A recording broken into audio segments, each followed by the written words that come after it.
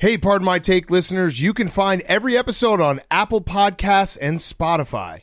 Prime members can listen ad-free on Amazon Music. On today's Pardon My Take, we have comedian Andrew Santino in studio. He's got a new Netflix special out. Awesome interview. It just felt like we could talk forever. Great time with him. We're going to talk the national championship, the absolute beatdown by the Georgia Bulldogs. Get a little prepped for the NFL playoffs. I actually have a list that I want to debut to you, PFT, and we can debate it old school style. Hot seat, cool throne, guys on chicks.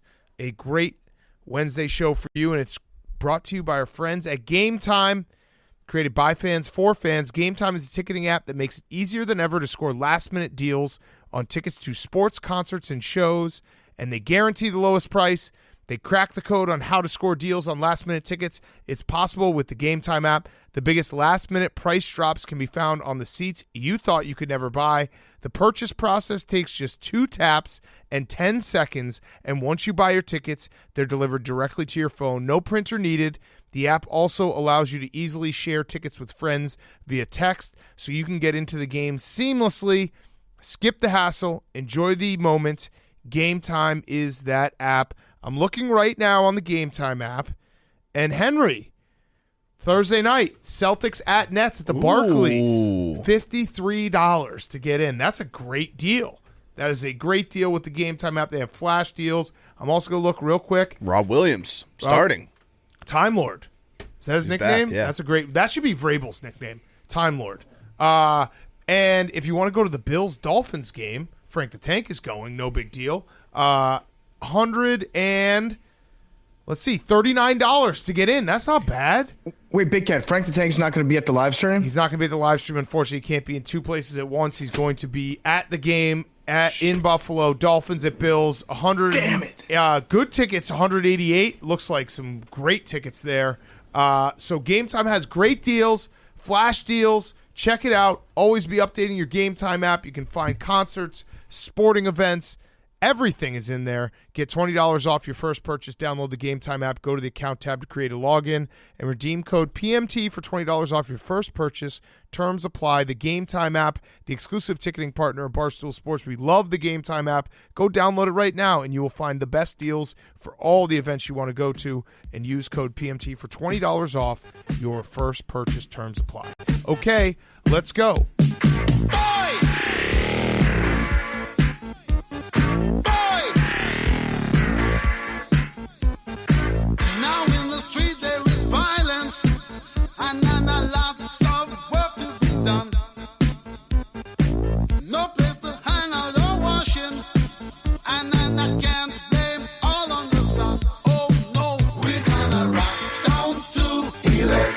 Avenue, and then we'll take it higher. Oh, we're gonna rock down to It's Pardon My Take, presented by Barstool Sports. Welcome to Pardon My Take. Today is Wednesday, January 11th, and the Georgia Bulldogs are national champions again. An absolute shit-kicking of TCU. 65-7. It was a blowout from the first moment. I should say it was 10-7 at one moment, which is weird to think about. But Georgia, back-to-back national title, 25-1 in the last 2 years. Kirby Smart is the new standard.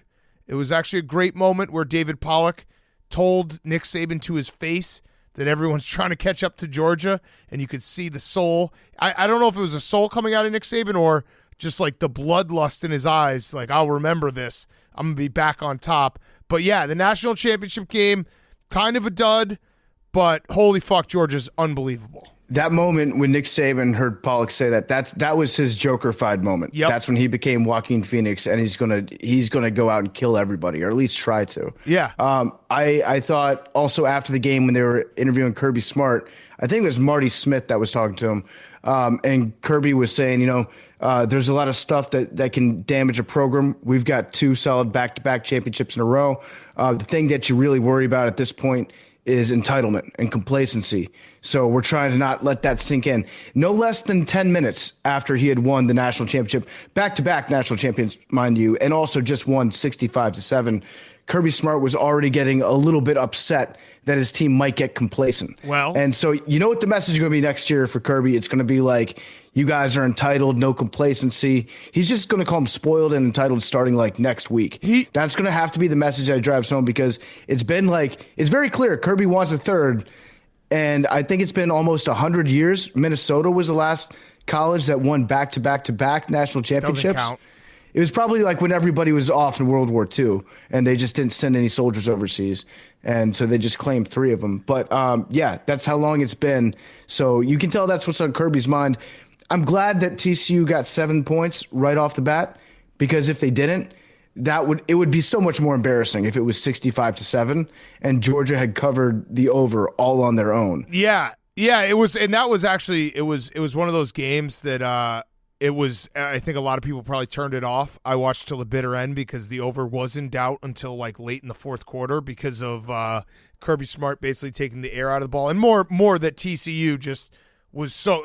Georgia actually still was kind of playing up until the fourth quarter. TCU was just couldn't do anything. It was men versus boys. Kirby Smart also afterwards. I actually think, PFT, what you just said, all this NIL money and boosters and everything, Kirby Smart should just get a collective together to get the voters to vote Georgia number 2 next year in the preseason poll. That's all he would need. I think they would win the title if they just voted him 2. And just be like, they don't respect us. But he needs to start shipping some Dominion voting machines to the voters. Yeah, and just be like, listen, ain't nobody out there believing you now. Yeah, exactly. The most telling part of the night came in Kirby Smart's press conference at the end. He said he gave a special shout out. So he basically like made it was very clear. He was like, I need to take a moment out of my time to shout these people out. He shouted out his scout team defense. He was like, they worked really hard to learn everything that TCU does to give us good looks. I think the scout team defense is probably better than TCU's defense. So think about that. Like, Georgia went into this game and they basically had to play a defense that was not as good as the defense they were practicing against. And it looked like that for a lot of the night, where guys were wide open. It just anytime they wanted to get big yards, they got it. It was Stetson Bennett, 25-1 as a starter, legend for life. We were watching the game. Jersey Jerry doesn't watch college football. He's like, Stetson Bennett is the best player in the world. It's like, well, Jerry, did you see like how open Brock Bowers was or Darnell Washington? Like the guys, it's not a knock on him, but guys were wide open. They were just that much better than everyone. And I do think Stetson Bennett has a career somewhere in the NFL, especially because he holds on kicks, which is like old school backup style. I love that from him. He's really good at holding too. Yeah. He's one of the, I'd say, like top 5 holders in the NCAA right now. They took him out of the game at the end and they went and they missed an extra point right afterwards. That tells me all you need to know. If I were an NFL GM right now, I would ask him to work out for me at like slot wide receiver and holder. He's fast. He's like, forget about like sneaky fast or deceptively athletic. He's just fast. And it's hard to like say there was a big play in this game because it was just Georgia having big play after big play. But first of all, Stetson Bennett, I know the jokes. He's 25. He's older than like 3 or 4 quarterbacks starting in the playoffs this year. Is it more than that? Yeah. More. Yeah. Is it more than that, Hank? Not playoffs. I thought you were just talking about he's NFL older than starters. Herbert, Tua, and I can't remember. Hurts. Hurts. Lamar Jackson. He's not older than Lamar Jackson. They were the same age for a while, but Lamar Jackson just turned 26. So, but either way, I know the jokes. It was funny, too, watching everyone retweet. Daniel Jones. He was Sam Sam Darnold. Darnold, not in the playoffs. Yeah, but four playoff quarterbacks. It was funny watching people retweet Stetson Bennett's offers from when he was like 17. That was like, I'm so blessed to get an offer from UMass. I'm like, I got my second offer. It's from Columbia. It was just great to see that happen online. But to Stetson Bennett's credit, he has zip on the ball and he is athletic. Like there was a play where TCU just sold out and tried to blitz him, and he did a spin and ran for the first down. I know that people will try to discredit him. He played like a perfect game. and he's 25-1 as a starter, and you can't take that away from him. Back-to-back national titles. It's crazy. I think he's got a little like old school Russ Wilson in him, the way that he plays. Oh, I like that. He scrambles around a little bit, a little undersized, get him out of the pocket. He manages to fit the ball through tight windows. I think he's going to be like a project at the NFL level, but he's going to have some interest. Like, he's definitely going to get an opportunity to play quarterback in the NFL, I think. After what you saw last night, you'd be a fool to say that no team would ever take a chance on him because they will. It's a fun story. He's a fun story to root for. Like, everyone wanted to root for the Disney story with TCU.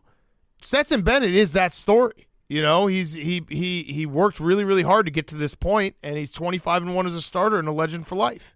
Yeah, they were saying Kurt Herbstreit hit the Hollywood button last night. He was like, "This is the Hollywood story right here." Yeah, and I think we learned our lesson with that with Kurt Warner, that not all underdogs, like that movie was basically Air Bud except people. Let's just talk about doing Hollywood stories and not actually turn them into movies. Yeah. Sometimes it's more fun to just say that. I can't wait for the movie about Stetson Bennett, but please, for the love of God, do not make a movie about Stetson Bennett. Yeah, and the Georgia Bulldogs, I know that people I'm ready now, PFT, if you want to have the debate, is Georgia bad for college football because they're that dominant? I will say it is. Yes. Resoundingly yes. It is crazy. And I know that they're just a factory of 5 stars and 4 stars. It is nuts to think. Last year, they had 5 guys get drafted in the first round, which was a record. They had 15 guys total get drafted in the NFL, which was also a record. And they went and won again. I know that they're so good, and it's hard to put into perspective, like, because it was such a dominant last game. But it is nuts to put that piece into perspective. Like, they lost an entire NFL team on one side of the ball, and then they came out and did it again.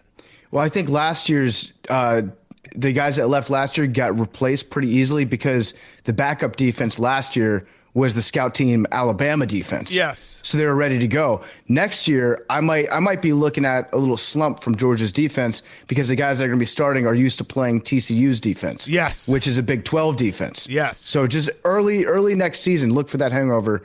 We also saw the emergence on a national scale. If you've watched college football at all this year, you knew about Georgia's tight ends and you knew about Brock Bowers. And what we're seeing is just more Brocks. Yeah. More Brocks. We're at the dawn of the Brock age. We've got Brock Purdy lighting it up in the NFL right now. Brock Bowers, he's coming back for another year, I believe, right? He has to return. Yep. He has to return to Georgia for another year. We had a lad. We had a lad and a Brock tore it up last night. But I think what we're seeing with Brocks, we're starting to see the emergence of them as a popular name, much like we saw Jalen's, because back in the day with Jalen Rose, I think Brock Lesnar emerged to relevance right in like the 2003, 2004 timeframe. So right now we're catching up with that, and the Brock bump is about to hit the national stage. So just you're going to see a lot of like chunky, big bone, corn-fed white dudes named Brock emerge over the next 5 years. I'm ready for it. The Brock Revolution. I'm here for it. The big losers of the night, I would say TCU, but TCU had an incredible season. I don't know if you can really take anything away from that. Like, it's hard in the moment to realize how incredible their season was when they're getting pasted 65-7. But they weren't supposed to be there. They're 5-7 last year. I think I saw someone tweet out, it was something like Georgia had it was like 15 or 16 5-star recruits. And it is, I know that recruiting, sometimes it gets overhyped, but it is a pretty good, like 4 and 5 stars generally, like there's a lot larger of a chance for them to make it to the NFL than a 3-star. That's just how it works. Like, there is some basis in the recruiting at the high school level and how that translates to NFL talent. So Georgia had like 15 or 16 5-star recruits. TCU had 1. So it was as lopsided as it could get every which way. So I don't really know that if TCU can feel bad about their season. I would say the big loser of the night was Ohio State, because Ohio State was a field goal away from doing the same pasting to TCU. Yeah, that's true. I would say that And you're right about the 5-star thing. If you look at the percentages of 5-star recruits, if you just go based on 5-star recruits, there's a much, much, much more likely percentage that if you're a 5-star recruit that you're going to make the NFL one day. Right. Yeah, sure, it's not perfect, and you will get some like unrecruited guys, 2 stars, 3 stars that end up exceeding all expectations, and those guys are like the feel-good stories that end up making the most of their abilities. But yes, you'd much rather have 16 5-star guys on your defense. We get distorted because we always love the 2 and 3-star guys that make it to the NFL, so those stories get talked about more, and you don't realize, the rest of the roster that doesn't get talked about, those guys were 5 stars, and they were pretty much always destined for the NFL. Yeah, it's like maybe that defensive lineman that was a 2-star recruit that outperformed what you thought his abilities were this year and put up some sacks and tackles for loss. Maybe he'd be better if he was 5 inches taller and 40 pounds heavier, which the 5-star guys were. So in the end, that kind of all plays out a little bit. I would say the big loser of last night was the poor TCU fans that probably paid an arm and a leg to go out to Southern California. You're not allowed to tailgate, so you have to go to the game sober. You get into SoFi Stadium, then your part of the stadium exclusively gets rained on because they didn't build walls in their stadium. And so you get drenched, and then you're walking around the concourse, you slip and you fall and get a compound tib-fib fracture and have to get stretchered out of the stadium as your team is down by 60 points in the national championship. That would probably be a bad experience. They said that there were multiple TCU fans getting stretchered out of the game because they slipped on the cement concourse. Yeah, because LA decided to build an indoor stadium that's just a carport. That's all it is. It's just it's got like half of a roof on it. And then the sides are wide open, and there can be lightning delays. It looked like there could probably be a rain delay in that game if they played a baseball game there. Yeah. It was quite the event to watch Georgia and Georgia fans. It's so crazy to think about historically. It's similar to like Clemson before Dabo had his run, where everyone made the jokes about Clemson, Clemsoning, and they'd always have good teams, but they'd always have 1 or 2 games that they just completely pissed down their leg.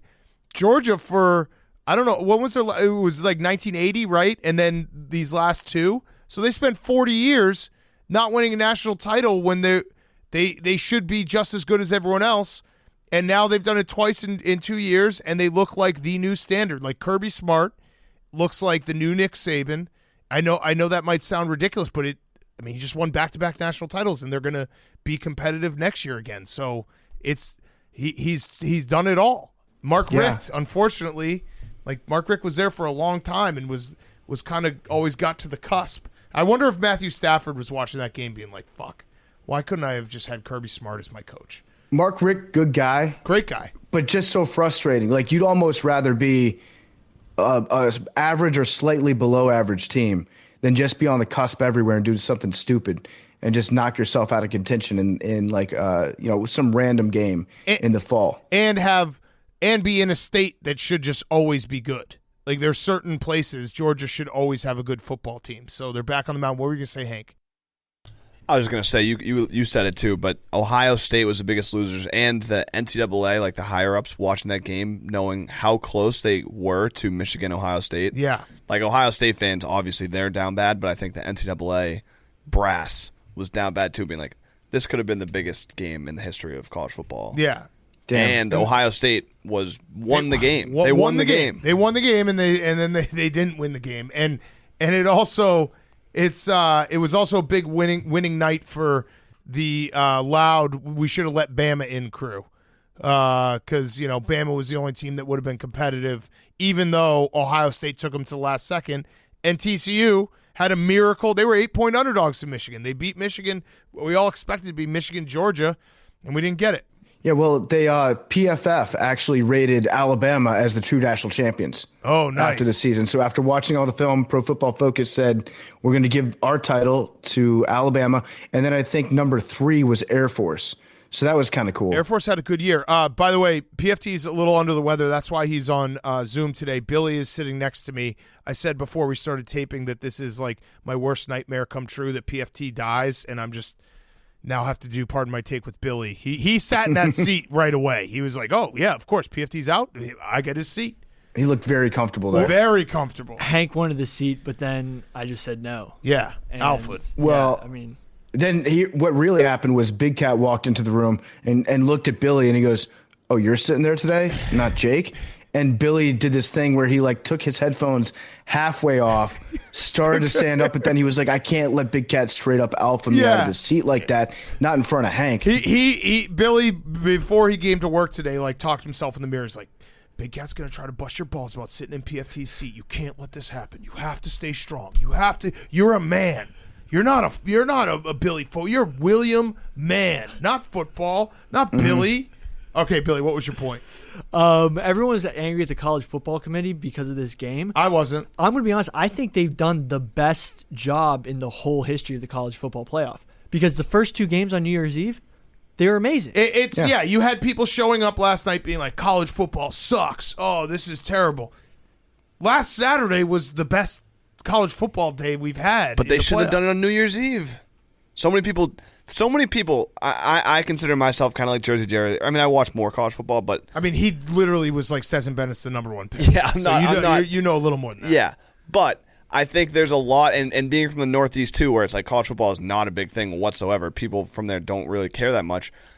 Doing it on New Year's Eve, there's certain days where if you do it on, you're going to get the national attention. Everyone's going to watch because there's nothing going on. Doing it on New Year's Eve, there's so many people that just went out, did their New Year's Eve thing, and were like, "Oh, there's a game on tonight. Who cares?" and missed that. I think it's so dumb to do it on New Year's Eve. So dumb. They need to switch it back. Selfishly, a counterpoint is we didn't have to compete with the Arizona Bowl. Yeah. Sure. Yeah. That's Yeah. big. Great. No, point. I mean, it was just because of the schedule. Sunday is NFL. That's how it happens every few years. I do agree with Hank. I think that having it on New Year's Eve is just bad in general. Yeah. You're getting what they're doing is they're just conditioning people to accept the fact that New Year's Eve is now also a football day because we don't have enough football days. That's what Roger Goodell has done with guys Christmas have Day. to sacrifice He's like, New Year's now Eve. Christmas is also a football day. So it just takes a while for us to learn the fact that, okay, we're gonna have to just we're gonna have to bite the bullet, and that's gonna be a day that we're gonna have to stay up and watch football instead of Miley Cyrus and Dolly Parton on television. Some people are going to make that sacrifice. New Year's Eve is probably one of the hardest nights to pitch your significant other on not doing something. No, I agree. I mean, I'm at a point in my life where I'm like, hey, great, free football. Right, but 23 to 33. No, I remember. Whatever, I remember being at a bar for the Michigan State Alabama game, being like, I got to watch this game, and it was the worst game ever. I need to know how many relationships got severely damaged when that kick was made or when that kick was missed in the semifinal game.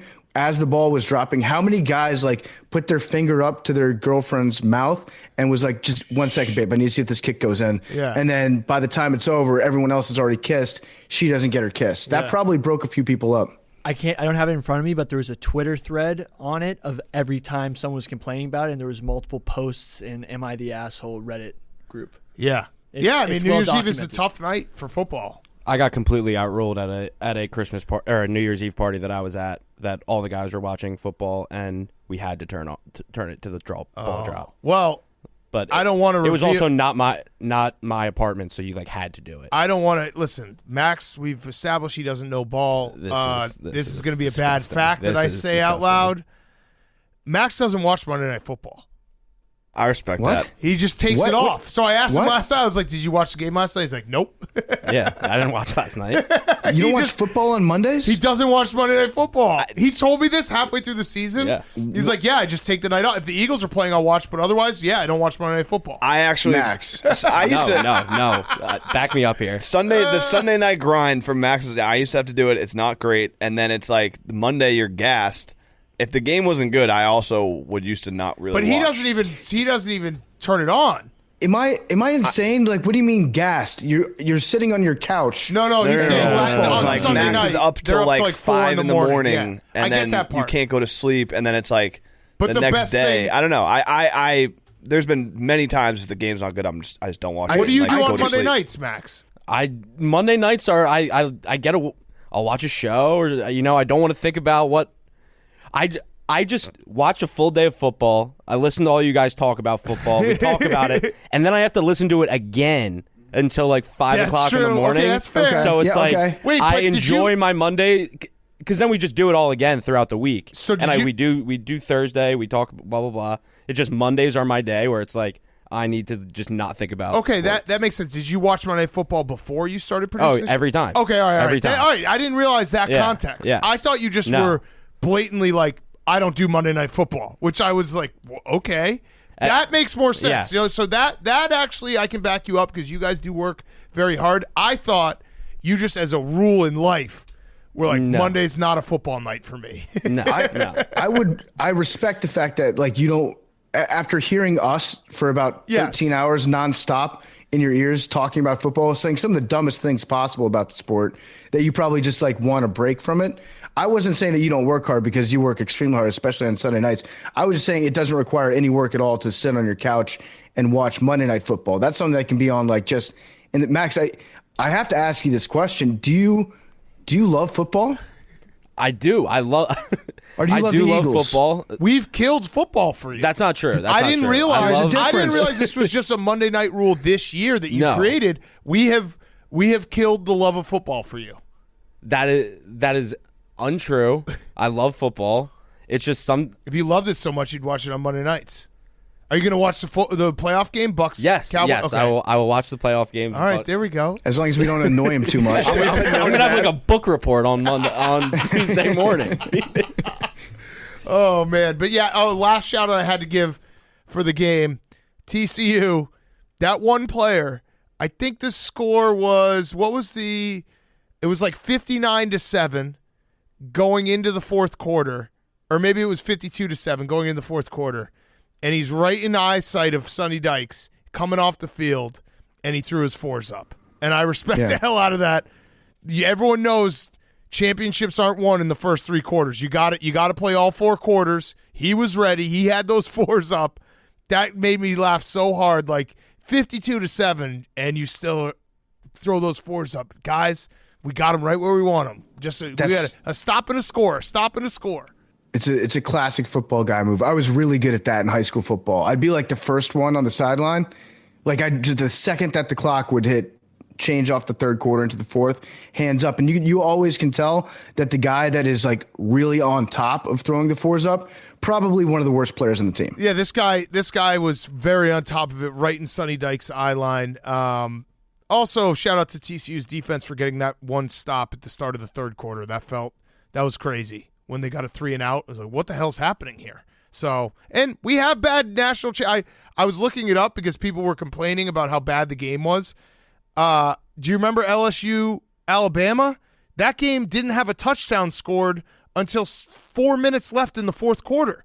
Alabama was up 15-0. They kicked 5 field goals. LSU didn't get to like the 50-yard line. We had the Notre Dame Alabama game, USC Oklahoma. The last time I think that was the record for points scored in a national title before last night. So it happens. And PFT, I know I don't have to tell you, but we've had a great string of Super Bowls. In the 90s, the Super Bowls was always the worst game of the year. Yeah, it was terrible. The Cowboys would kill someone. The Niners 49ers. the Niners killed the Chargers. Like those games were always bad. Yeah, it didn't start to get good until that one, the Rams Super Bowl. Or the where the Titans- Elway's first one against the Packers was pretty good. And that was also like Elway finally gets the monkey off his back. The Rams being like 1 yard short, or sorry, the Titans being 1 yard short against the Rams. That was a pretty good one too. But yeah, I mean, we had 2 great semifinal games, and it's so crazy to look back and be like, okay, well, you've got Georgia beat Ohio State, who lost to Michigan, who lost to TCU, and yet somehow Georgia against TCU was the worst game of all time. Yes, exactly. The parity clock doesn't always work right in college football. Yeah. And also, big fuck you to Georgia for not bringing Uga there. Uga had to watch inside what looked like a jail cell. He looks like he's being kept in prison. Did you see the room that they kept him in? He couldn't fly. He can't couldn't breathe. fly. Okay, I don't give a shit. Like, I drove Billy to Los Angeles last year. They can't put their little dog that has breathing issues in the back of a truck and drive him across the country. Like, Uga should have been there for the national championship. I'm depressed for Uga, and then I was so depressed to see the conditions, the squalor that they make him live in, where he's got his like backup Uga behind him. They're in a jail cell. There's no carpet. There's no pillow. All they have is a cold water dish, and that's it. It was sad. Yeah. What are you gonna say, Billy? It was a kennel. He had a pretty nice rug. I did not There was see a a- rug inside the There cell. looked like an oriental rug on the bottom. Look in the cell. No, I'm talking about the thing that they let him out of. Yeah, no, it was there was another dog. The next doggo was barking in his kennel. Yeah. There's a All I'm cell. saying is I would treat Uga so much better if he was my dog. Can't fly. Okay, so that's college football. Sad to see it go. Love college football. It always is sad when college football ends because then you just look up and you're like, oh fuck, we have how many games do we have left, Jake? We have 13 games of football left.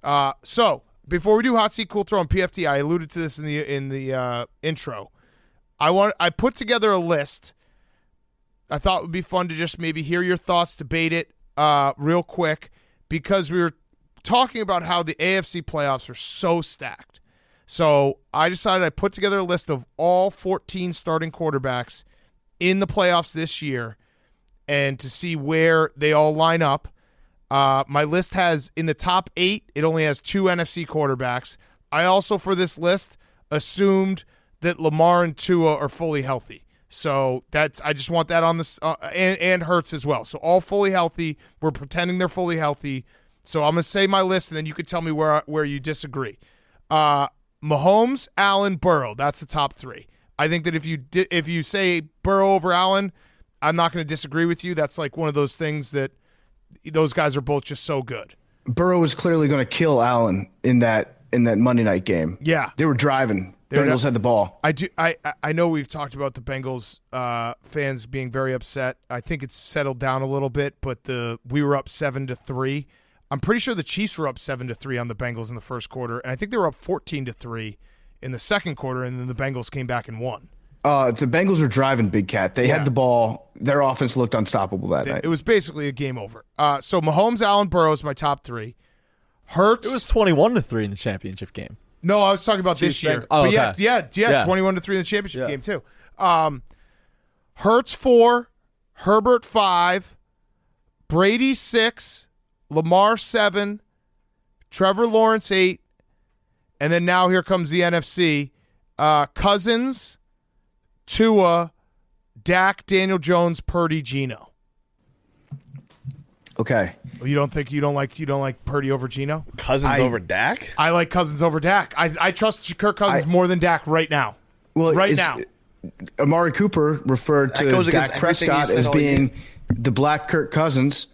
Wait, hold on. It doesn't go against everything I said all year because I think Dak is bad. I don't think Kirk Cousins I have as the 9th best quarterback in the playoffs. That's not great. Cousins or Wait, Dak can you is go bad. through 6 through 10 again? Yes, no problem. So do you guys disagree with my top 5? No. Mahomes, Allen, can Burrow. you text it to the list? Because I'm I'll having a text hard it time right now. remembering all of it. Yep, I'll text it to the list. That's smart. I just also wanted to see it just because it's like, holy shit, the AFC is just so fucking loaded. What time of day is this game being played at? Because if it's at 1, then Kirk Cousins jumps to the top 50%. He's playing at 4:30. That was the only one that Jake got out of the 6. He had 6 chances. He only got 1 right. Gotta give him if credit. If it's the Monday night, I would put Kirk Cousins last. Yeah. Okay, so I'll go through it again. I just sent it to everyone. Mahomes, Allen, Burrow, Hurts, Herbert. That's the top 5. 6 is Brady. 7 is Lamar. 8 is Trevor Lawrence. 9 is Kirk Cousins. 10 is Tua. 11 is Dak. 12 is Daniel Jones. 13 is Purdy. 14 is Geno. Okay, I would drop Trevor Lawrence a little bit just because we don't know. It's still too early. And he Trevor played Lawrence. fucking terrible in that game. He did. This is simply a question. If you had a game that you had to win, I think I would trust Trevor Lawrence more than Kirk Cousins. He missed 4 touchdowns. Listen. They had a game they had to win, and they did not deserve to win that game. They played 5 games in a row they had to win. But the one that they had to really win. No, they had to win all of them. But they had to win They the had one to on win all Saturday. of them to get to whatever. that spot. They've been in the playoffs for a month and a half. So I was thinking on Monday night how awesome it would be if you took the best quarterbacks in the league. You know, the ones that you tune in to Monday Night Football games to watch, like we had an Allen Burrow matchup. How cool would it be if like every team got to pick from one of the top 4 quarterbacks to be their quarterback during a Monday Night Football game. Yeah. So like Josh Allen would play for a game, in my case, like on the Commanders. He would just suit up in a Commanders uniform. And I was thinking about like who would the most exciting quarterbacks to be to watch in those, like the all-time guys that you would want on Monday Night Football games. And the 4 that I came up with, Mahomes definitely, Allen, yes, Burrow, yes. And then I had Herbert over Hurts because I think that Hurts is great. He's a great football player in the Eagles offense, and he makes that offense run. And yeah, he's like MVP consideration before he got hurt. But I still think that Herbert is like more dynamic and fun to watch with his arm talent than Hurts is. That might be true. I put Hurts 4 because he was out for the last 3 games. I think people forgot how just good he was this year. He's very good. Like he was going to be him versus Mahomes for the MVP, and then he got hurt. So, and again, this is is injuries off hypothetical. So I just wanted to look at it and see it and see it all listed out. What other ones do you guys disagree with? I would put Brady above Herbert. I would drop Trevor Lawrence below Dak, and I would put Dak above Cousins. Okay, so you trust Dak. Oh yeah, I forgot you're a troll, and it's the Cowboys 1 seed.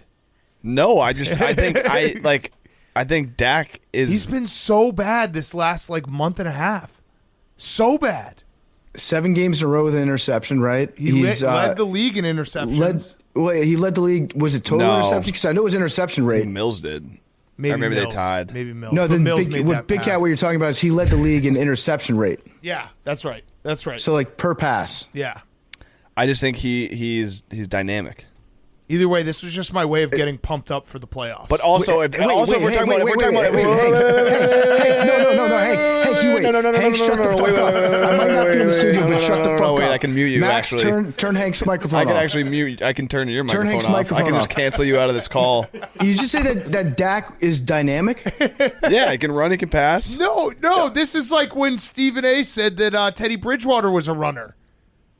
Dak doesn't run that much. That's racist, Hank. No, it's not. He does not run that much. He'll run every now and then for a first down, but he's not looking to run. Hank's like, I got to get one of those dual threat quarterbacks like Jameis Winston or Byron Leftwich. Yeah. All I'm saying, also, if this is a 1-game scenario, yes, Brady should be at the top of the list. Well, no, Mahomes. No. Right now. I'm not talking about right now. You would take Brady over Mahomes? Okay. Not on the road. It's true. Wait, Brady hasn't beat Mahomes on the road? No, Mahomes has never won on the road. Yeah. Dak had... And he's never beaten Brady in the playoffs. I think the Bucs are going to the Super Bowl. Dak runs for like Brady. They played 1 Super Bowl game. Dak runs like they played 4 an or AFC 5 championship times a game game. too. Yeah. Oh, that's right. Yeah, I forgot about that. I stand corrected. Maybe, Hank, you got to change your take to like Dak would be better if he ran more. I'm going to look up some stats. I thought he was... No, I mean, he runs 4 to 5 times a game. I think his yardage long this season. Like Trevor Lawrence is dynamic. 41. Trevor Lawrence is dynamic. He doesn't look to run. Cousins is not dynamic. Tua is dynamic. Daniel Jones is dynamic. Daniel Jones can run. Right. He's a very good runner. Yeah. Brady's not dynamic. Herbert's not dynamic. Daniel Jones is twice as good a runner as Dak Prescott is. Yeah, but I'm just saying in terms of like Brady, Cousins, Purdy, like they don't have the option of running. You never think they're going to run. Herbert's, you never think they're going to run. Dak, Trevor Lawrence, Joe Burrow, Mahomes, like they're dynamic enough that they can run if they have to. I don't see. I wouldn't put. No, I don't know if I like Mahomes. Like pressure comes, they can scramble out of the pocket and get 15 yards. Yeah, I think Dak does that like maybe once a game. Mahomes does that once a quarter, and it always works. Dynamic. Dynamic. I would also just take Brock Purdy off this list entirely because he's great for Kyle Shanahan's offense. Yeah. And I don't really know how we can compare that to anything. He's perfect. He's doing great, and people are already talking about like what are they going to do next year? They got to stick with Brock Purdy at this point, right? Like, well, and I'll hand up. I put Brock Purdy 13 and Geno 14 because I think the 49ers are going to kill the Seahawks. So if I did that reverse, and then everyone would be like, well, nice call, nuts. New question. Which one of these quarterbacks would you most like to see in Kyle Shanahan's offense? Josh Allen. I actually think Daniel Jones would be awesome in Kyle Shanahan's offense. Yeah, he would. Josh Allen would be sick though too. Oh, Dude, 9 yards per game. he's dynamic. It's like Lamar, Justin Fields, Dak. Then comes Hurts. Think about All right, Lamar. maybe I'm trolling a little bit. I wish they weren't playing the Bucks because I would be all in on the Cowboys. But You already are. You're 1-seed Cowboys. yeah, Nearly half of these guys have been on the show. I think 6 out of 14. Oh, wow. Wow. Burrow, Good by the for us. way, maybe the most boss answer ever in his press conference when a reporter asked, do you feel like the window is closing on this team? And he said, the window is my career. Hell Such yeah. an awesome answer. It's like, as long as I'm here, the window's open. The ceiling is the roof. Yeah, it's just you don't want another answer from your franchise quarterback. Be like, dude, Well- if I'm on the team, we're playing for a Super Bowl. Well, it's because it's the classic media debate of just like debating windows. Yeah, And that's what matters. Like, can they be a dynasty? Can Georgia be a dynasty? Immediately people start asking that question right after the game. yes, Like, I actually think in college football, 2 championships in a row is a dynasty. yeah, I'd agree. Every other sport, it's 3 and 5 years. Yeah, but 2 in a row, that's a dynasty. That's a dynasty. Okay, should we do? Oh, I got one other thing, Big Cat. yeah, So, I mean, we want more football. You were just talking about we have, 13 games left? yeah. Is that right, before XFL and spring football start? If we had more NFL games, if we had bowl games for NFL, Oh yeah, after the season was over for teams that didn't make the playoffs, but they get one more game. I was just thinking about the best matchups that we could have. Like, which teams would be the most fun to watch play each other? I had the Patriots and the Raiders playing each other again. No forward passes, just laterals. I like that. I had Texans Colts. They played in an instant classic on Sunday. I would love to watch that back. Right, Max? Love it. Love Monday Night Football. I like that. Lions Commanders is another one that I had. They played earlier this season, a ton of points. Run that back. The Lions legitimately good, fun team. Commanders have the ability of being fun when that redheaded guy, that freak, isn't playing. Yeah, I like that one. Who would the Bears match up against? Maybe. That's got to be the Georgia. Texans for first Oh, pick. Nice. Didn't you? Nice. Isn't that your idea? Yeah. First pick up bowl. Yeah. Yeah. Yeah, it should absolutely be. There should be a game in Pro Bowl weekend. It should be the teams with the 2 worst records playing for the first pick. Yeah. Who wouldn't watch that game? Agreed. Who wouldn't watch? You could just play all the games for playoff seeding. That would be incredible. Where it's Yeah. just like the team, you can just you can get one higher if you beat the team. That's bowl season for the NFL. Yeah. Yeah, that'd be perfect. Okay. What if it was a bracket?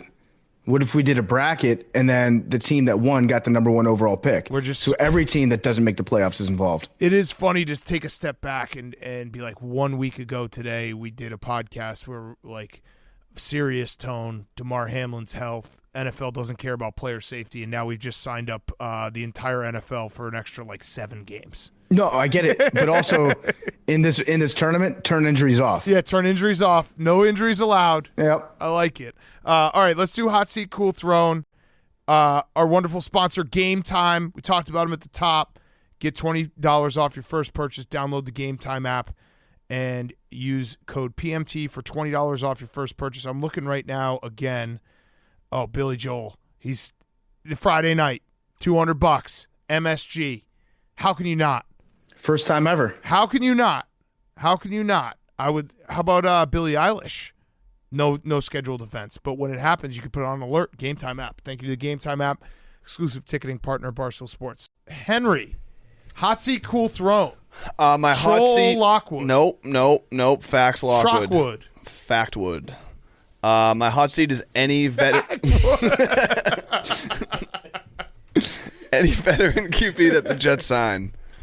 Okay. Why? Because in New York, something happens and No. they can't play well. No. Zach Wilson was asked about if they brought in a veteran QB, and he said he's going to make their life hell. And I mean, Which is it just he what a- means he's what going a- to fuck what a their wife. teammate. Yeah. Or their mother.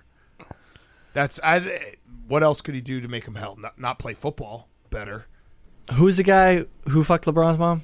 Devontae West. Devontae Yeah. West. Yeah. That energy. That worked out well for him. It's a great quote from Zach Wilson. He's spicy. I will say you can't really answer it differently, because if you answer it differently, No, you can be less of a dickhead. You can be like, I'm open to competition. I'm just going to go out there and do my thing. but it's kind of like Billy sitting in PFT's seat. You got to like talk a big game to get your, you don't really have a lot of confidence, so you have to masquerade it with the words you say. Yeah. Yeah, there we go. exactly. There we go, Billy. You sound confident. Please stand up. Also, like, how Hank much, made me sit here. Hank made me sit here. Yeah. how much more hell man. could their life be in already than being a veteran quarterback that's now playing for the New York Jets? Yeah, that's true. That's a fact. Like, which What- circle of hell are we talking about? The first couple of circles of hell actually aren't that bad. Yeah, just call Joe Flacco. He'll tell you how this year went. It was hell. What were you going to say, Max? I mean, Hank did tell Billy when he sat down, but I walked into the studio before Hank, and the first thing that Billy said to me is, "Should I just sit in PFDC today?" So it was a bit when Hank said it, but it was not a bit when Billy actually sat there. No, I was Billy. blogging here. I need, like, if I did die, let's just say that I passed away. Show's over. I'll kill how myself quickly? too. Yeah, no, I know you would, Big Cat, but I'm saying because Big Cat did walk in and sit down and just looked over. He's like, if this is the show, then I don't think I can do this. I would try and squeeze some ad dollars out of a couple more episodes. Of course you would. You'd be skimming it off the top. Billy, how quickly would it take for you to text the group thread and be like, so what time are we taping tonight? No, Well, I just- they'll be I like, just what started time's up- dinner tonight? And then the implication is we're doing a show. I just check Penn's grad school policy for employees and just pivot. Oh, okay. Is there one? There might be. I actually don't know. So Billy, if I died, your Get a response to that would master's be in to gambling?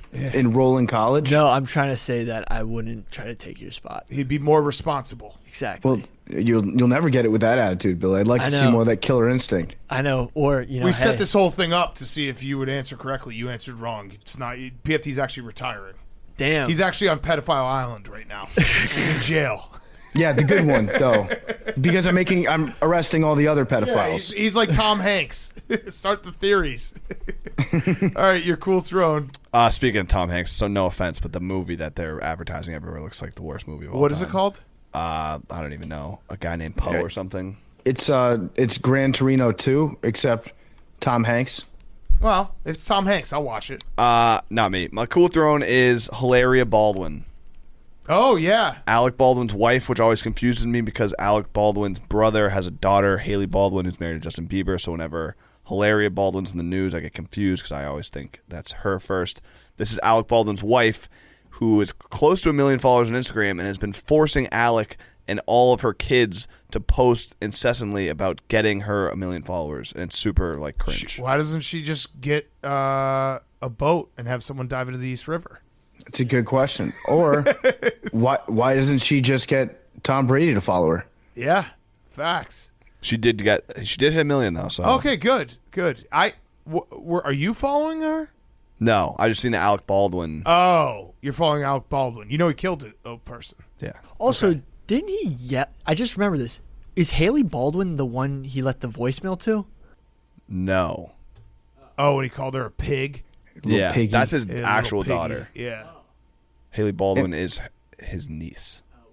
Is that Steven's daughter? Yeah, the crazier one. Yeah, they're all crazy. Yeah.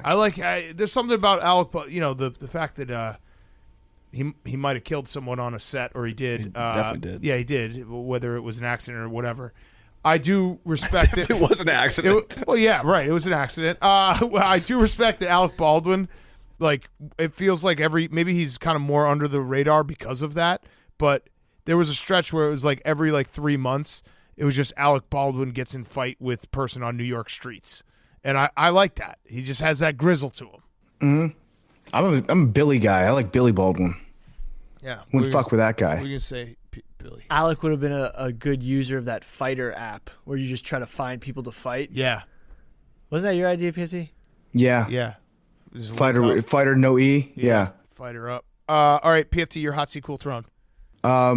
My hot seat is I'm gonna go with me on the hot seat because there's an album coming out on Friday, and I am in a no-win situation for whether I ignore it or if I follow it very closely.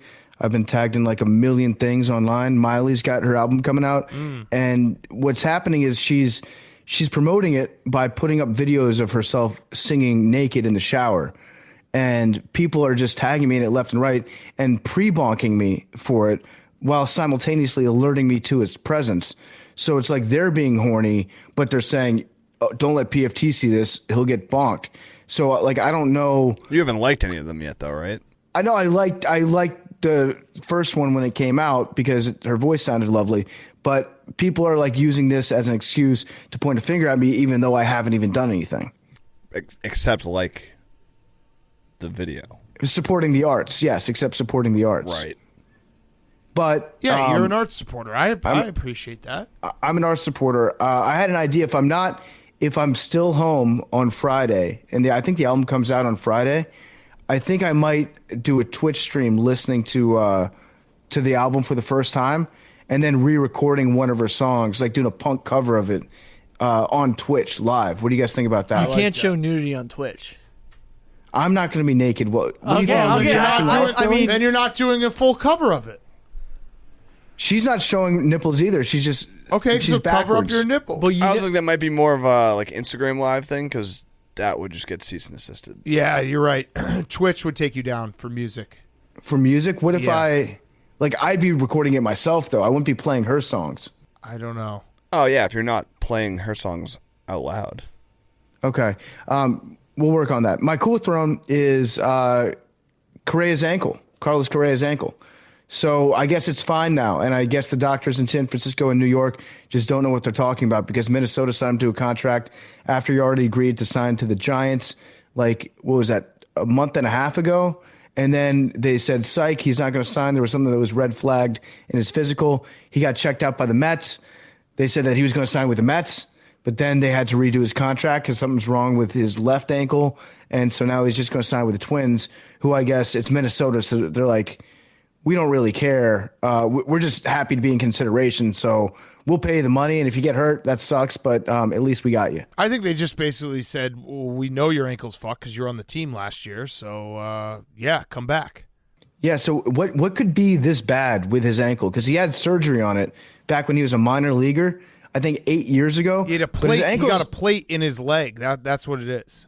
Okay, but he's been fine since then, right? He hasn't missed any time from it. Yeah. So they're just like waiting for it to break. It's like the super volcano underneath Yellowstone. It's like, well, it's overdue to rupture, but we can just say like, what if it doesn't rupture? And knowing Minnesota sports tragedy, like this spring training, this probably won't go well. Yeah, exactly. All right, my hot seat is our darling Jake. He's very anxious about the Bowl-orama, which I think we have a date for. Can we say that, Hank? January 31st, PFT's birthday. So we will be all in the bowling alley streaming it. PFT and I will be calling it. Max and Jake will be participating. Jake is very nervous about this. He is anxious. He's worried. Started my prep process. Okay, he started his prep process. I love a good twist. I was raised on reality television. I love the twist. I have a twist that I'd like to propose to Jake. And he can take it or he cannot. Whatever you want to do. The bowling alley is filled with MILFs. Yeah. No, here's the twist. It's very simple. Jake, you will go head-to-head with me and PFT picking the playoff games. So PFT and I will make picks together as a team, and we'll go against you. You have to pick one side or total on every single playoff game. If we beat you, Ray Allen tweet. If you beat us, we will both eat 6 hot dogs on your behalf when you're bowling. That's pretty good. That's 60 pins we will take down for you. Well, 60 pins we will eat for you on the live stream. There's something we haven't addressed yet. What? If this is being changed to a one-day thing, I'm vowing to go all in, all out. Yeah, no, you are going to go all in, all out. But I'm saying we will make it significantly, like that will make it significantly easier for you. If I can't do the Ray Allen tweet. Oh, come on! I can't do it, and now you're going to make me look even worse. Okay, no, Jake, what about this? You can do the Ray Allen tweet. You can do it. No, I can't. You can do it. You can. Or you could just beat us in picking games. That's true. Jake, what you about... can also have the help from Hank, Max, and Billy. So it could be the 4 of you picking against me and PFT, every single playoff game, you guys huddle up. We'll go mano-a-mano, teams. We will eat 6 hot dogs each, which counts for 60 pins. Wait, 6 hot dogs each is for 5 pins. PFT and I both will take down 6 hot dogs on the live stream.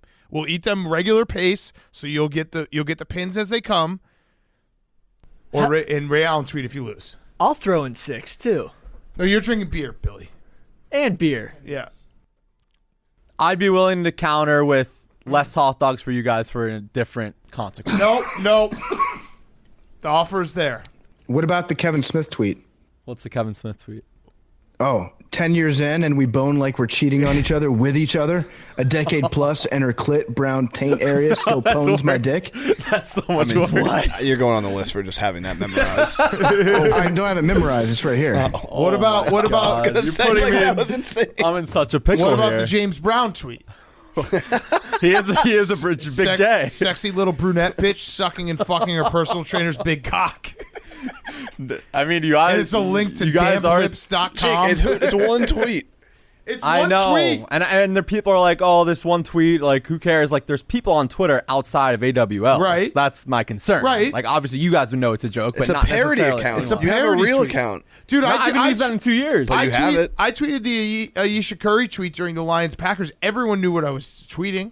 There was very few people. There's famous I tweeted I was fucking a man. Yeah. That wasn't real. Yeah, You I can know. do the Fucking a man. asterisks. You can do asterisks, too. How many asterisks? I'll say 5 total. No, that's too many asterisks. 4 total. Let me pull up the tweet. 4 total. Jake, what if you tweet some like serious like diehard anti-vax stuff? No. This is how we keep. ESPN literally doesn't let you call games if you're not vaxxed. I'm pretty sure that's Oh, wow. a thing. They're woke. Right? Isn't that a thing? I don't know. I have no idea. But listen, this is a way to keep the AWLs invested through the playoffs. It would be you know what? I'll go to 7 hot dogs each for me and PFT.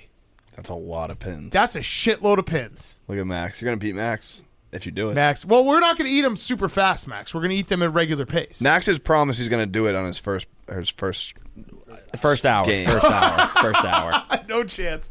I think there's a chance. I Okay. actually was saying last night, I think if we all had to do this, Max would do it the fastest. Faster than you. Okay.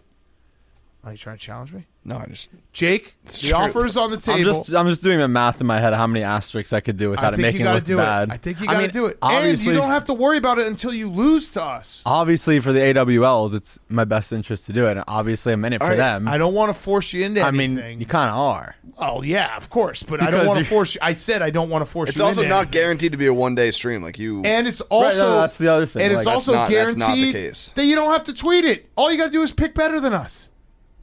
All you got to do is pick better than us. Wait, so January 31st, is that including championship? I think it's right before the championship. Oh, no, it's after the championship, so it will be the entire playoffs. So there's 12 games, so Yep. 12 picks. And what if we tie? I don't know. We'll flip a coin. We'll flip a coin on the stream. That'll be great. Yeah, Ray we'll Allen flip- tweet. I swear, I was 10 times more scared about that than this bowling thing. But you already agreed to do it at one point, so like now you're just agreeing to do it again if you lose. I mean, 5 asterisks. 5 asterisks. Yeah. See. Tell us where you'd put the asterisk. I mean, there's only 3 words that are actually bad. Okay. The M word, the C word, and the D word. So you can put a couple asterisks on them.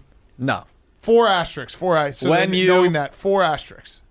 When you blank, think All right, about... think about like- it and give us an answer on guys on chicks. All right. 4 asterisks. All right. So now, yeah, Jake is on the hot seat. That was my hot seat. You think that's a fair deal, right, PFT? That seems like too much of a fair deal. Yeah. That's a lot of asterisks. You know but what? I would take We're it going if I were back down. Jake. Six hot dogs. We're back down to 6 hot dogs. I would take it if I was Jake. Yeah, 7 was on the table. 6 is now the deal. My cool throne is I have 2 cool thrones. The Bears smoke screen season. I alluded to it on Monday. Ryan Poles did his press conference. He was like, we're committed to Justin, but we have to evaluate if someone blows us away in the draft process. I love that. I also think Justin Fields' camp might get in on the ruse and be like, I'm upset. So get the smoke screens out there. Let's get it going. Get everyone confused. maybe the Bears will take Bryce Young and then get a haul. And then my other cool throwing is college basketball. It's back. I always flip the page. I put a future on Tennessee and UConn. Those are my two teams. So I did that after the national championship last night when we were in New Jersey. Those are my two teams. Got Hurley and I love Ziegler on Tennessee. Rick Barnes makes me nervous, but Yeah, a of future's course. a future. It's really a future bet is just to have some, a team you're rooting for there. And obviously Wisconsin's pretty good this year. If they beat both of them on the way to a national title, that would be the best possible scenario. But It's funny because of somebody who we will not name, you can't admit that Alabama is going to be good this year. Correct. So now you're going for Tennessee over them. I do like Tennessee. Well, and for the last 4 years, it's been like this is the reason. This is the season that Rick Barnes finally will not choke in the NCAA tournament, and then he finds a way to one up himself every year. yes, it will probably blow up in my face. But if either of them get to the Elite Eight, it will be a good ride. It will be a fun ride. I was looking at. I think Alabama's odds are. I think they're 13-1. Oh no, they're 15-1. So yeah, I could have bet Alabama, but I can't. And maybe I'll throw $1,000 on Wisconsin at 100-1. Oh, that would be sick. I don't mind Auburn. Yeah. Yeah. We'll see. Rocky Top and UConn. UConn in March. Maybe it will happen. All right, Billy. Hot seat Zach Wilson. Hot seat IRS. Put the mic closer to your face. Yeah. You're talking to it. Just talking to it. Oh, There we go. Billy just got slapped with my mic. Yeah. It was too low. You can't hang the big leagues, Billy. Oh, it was No, too it was low. set so Yeah. low. It was Not it was ready for basically prime at his time. cock, yeah. So a hot seat the IRS. Turns out they're trying to abolish the IRS. That'd be pretty cool. That feels like it won't work. I know, Yeah, definitely so- won't pass anything, but would be nice. So the House of Representatives introduced a bill, right? Yeah. So it's probably going to pass the House and then go nowhere. Yeah. Sounds Yeah. cool though. It In does sound theory, cool. yeah. No if you income gave tax. if you give me the option of whether or not to pay taxes or not pay taxes, now that I'm rich, I would rather not pay taxes. Oh yeah, I forgot. PFT Yeah. is a Republican now. I'm a Republican now. Okay. And Billy reminded me the other day. Yeah. My cool throne is clowning. Amazing clowning by the Georgia players last night on the sideline, eating wings. Oh, yeah. Eating wings During just, the game. During the game. I mean, even just the drive for the over was a clowning. Yeah. Like going hurry up at the goal line when you're up 55. But clowning in college football doesn't happen that much because the coaches usually have a better handle on the players and their actions. A lot more they can threaten them more. But now that these guys are basically graduating, a lot of them were seniors, they were literally accepting big plates of chicken wings from the sideline. Eating them. Recruiting violation. Frog's legs would have been funnier. I heard Jim Harbaugh bought those wings. It would be, you know what? If this were 5-6 years ago, there would be a message board out there that would actually be accusing Georgia of having what are they called? First level violations, level 1 violations for giving players impermissible meals on the sidelines. I just like to say I think that college message board culture has fallen off recently. It used to be a whole lot more litigious, and they used to be on their shit. Now it's gotten soft. What? What? LSU recently. Yeah. Everyone That's gets very nuts. violated. Yeah. That didn't come out right. Yeah. Okay, Jake. My hot seat's myself because you put my brain in a pretzel. You I don't, said, you don't have to do the tweet, Jake. You don't have to do the tweet. I have a suggestion. I agree. I He have a doesn't- suggestion. Okay. I think you should do of a tweet. Something you can do. Troll Lockwood. Hank is all of our bosses, so if Hank wants to do the tweet, I actually have to say yes. You have to do the tweet. And I want to just put my hand up. I thought it would be fun to just throw this out there, spur of the moment. I do think that Jake is right that, he wants to be calling games in the future. That tweet might be weird looking, so I'm not going to put pressure on him. PFT texted me his suggestion. I think this is what we should go with. You know what? I think that I might just do the Ray Allen tweet just for fun. I was thinking this about weekend. doing it right now. I was also thinking about it. I had Twitter open right now. But Jake's in a I'm different doing position than we are. No, I'm doing it. Wait, don't do it before me. I was going to do My it. tweet. I love No, it's Ray not Allen. your- It's a race. It's not your It's a tweet. race. I It's was not the your one. tweet. Yes, I'm It's a the one race. who originally was I was made about the to tweet joke it out out. about the tweet. Refreshing so Come on. hard. All right, fine. Ceasefire. I'm not going to do it. Okay. I'm not going to do it. I will right. not do it. I'm not going to do it either. Oh, you guys are both we'll come scared. up Well, with no, a 'cause bet. we were both about to do it. PFT, we'll come up wow. with a bet between Yeah. us. I'll just and the do winner it. will get to do and the it. winner will Billy. get to Yes, do it. Billy. Yes. Man up. No, PFT and I are going I'll to do it. just do it. All right, Billy, you do it. No. 'cause it's Okay. going to ruin Billy's career. It will. This is going to be awesome. He's never going to get a job. Anyway. Good luck getting a finance job, PFT Billy. and I will be know. doing a future bet where the winner gets to tweet it. I like it. But so this was actually suggested to us by Pardon My Trolls on Twitter, and it's a variation of this suggestion, but I think it works well. We can do a weekend picks thing for week 1 against Jake, and if he beats us, then we have to do the hot dog thing. We have to contribute towards his hot dog totals. If we beat him, then him and Billy have to go to a Chiefs playoff game dressed up as Chiefsaholic and X Factor. Oh, the bank robber and the guy that got kicked out of the stadium. I think that's a last great year. deal. Yeah. I think that's And- a good. Billy gets to just go to a Chiefs playoff game. Yeah. And Jake, you have to rob a bank. Or well, Billy no, has to rob a no, bank. no, On the Jake, way. No, Jake has to in the Chiefsaholic costume has to go at least to an ATM. Yes. You You have also to- can't take the costume off. You can't be like, oh, I did the costume for pictures, and like, you gotta watch game. the whole game in the costume. Do you want to be the wolf? I'll be the wolf. No, if he no, doesn't Jake's want got to to be be the Chiefsaholic. He's got to be the felon. Jake, will you do it? Better than that tweet. Okay, all right. Okay. So we got a deal. So this is gonna be great. And it So- might not happen. What? And it might not happen. And it might not happen. So we're going to go 7 picks. We'll do 7. So there's 6 games. We'll make 7 picks. So you have to double up on one game. PFT and I versus Jake and the boys. First round only. If you win, if you beat us, we will each eat 6 hot dogs on your behalf for the Bowl-orama. And then if we beat you, you and Billy have to go to the Chiefs playoff game next weekend, and you have to wear the Chiefsaholic costume from pretty much the minute you wait. I think you should have to go in the airport in it too. Yeah. Yeah, You have fly- to go in the fly. Yeah, all right. So you have to fly with it on. Is that even legal? Yeah, you just take the head off when you go through TSA. So you got to fly with it on. It'll be such a great Yeah, video. that's fair. You got to fly with it on, and you got to wear it for the entire day. Go to the game. Maybe a little tag that says, "Hi, I'm Chiefsaholic," and Billy will be with you as X Factor. Hell And- yeah. Oh wait, Jake, you also need to have a bag, like a burlap bag with a green dollar sign on it that you're walking around with. We're probably gonna get on TV. Yes. Yes. Oh, I. Okay. Perfect. All right, Jake. What's your cool throne? My cool throne is growing up. This is pretty wild. The Popeyes kid is now a college football player. Wait, who's the Popeyes kid? Dearness Collin. He's the kid that everyone thought was Lil This kid. Terrio. Oh yeah, He's yeah, grown yeah. up, Okay, and now yeah, he's the going guy, viral. The This kid kid- holding this kid. his stomach. Yeah, yeah. This Yeah. kid. Yeah. He's Lake Erie College Storm. hell yes. He also was a Good for him. New Jersey State championship. In Wow. football. Good for him. Yeah. Football guy. He won. What was it? It was New Jersey. Yeah, he won the New Jersey State championship in the Meadowlands. I think for Yeah, and his then he class. paused after the game and he did the Yeah. meme pose.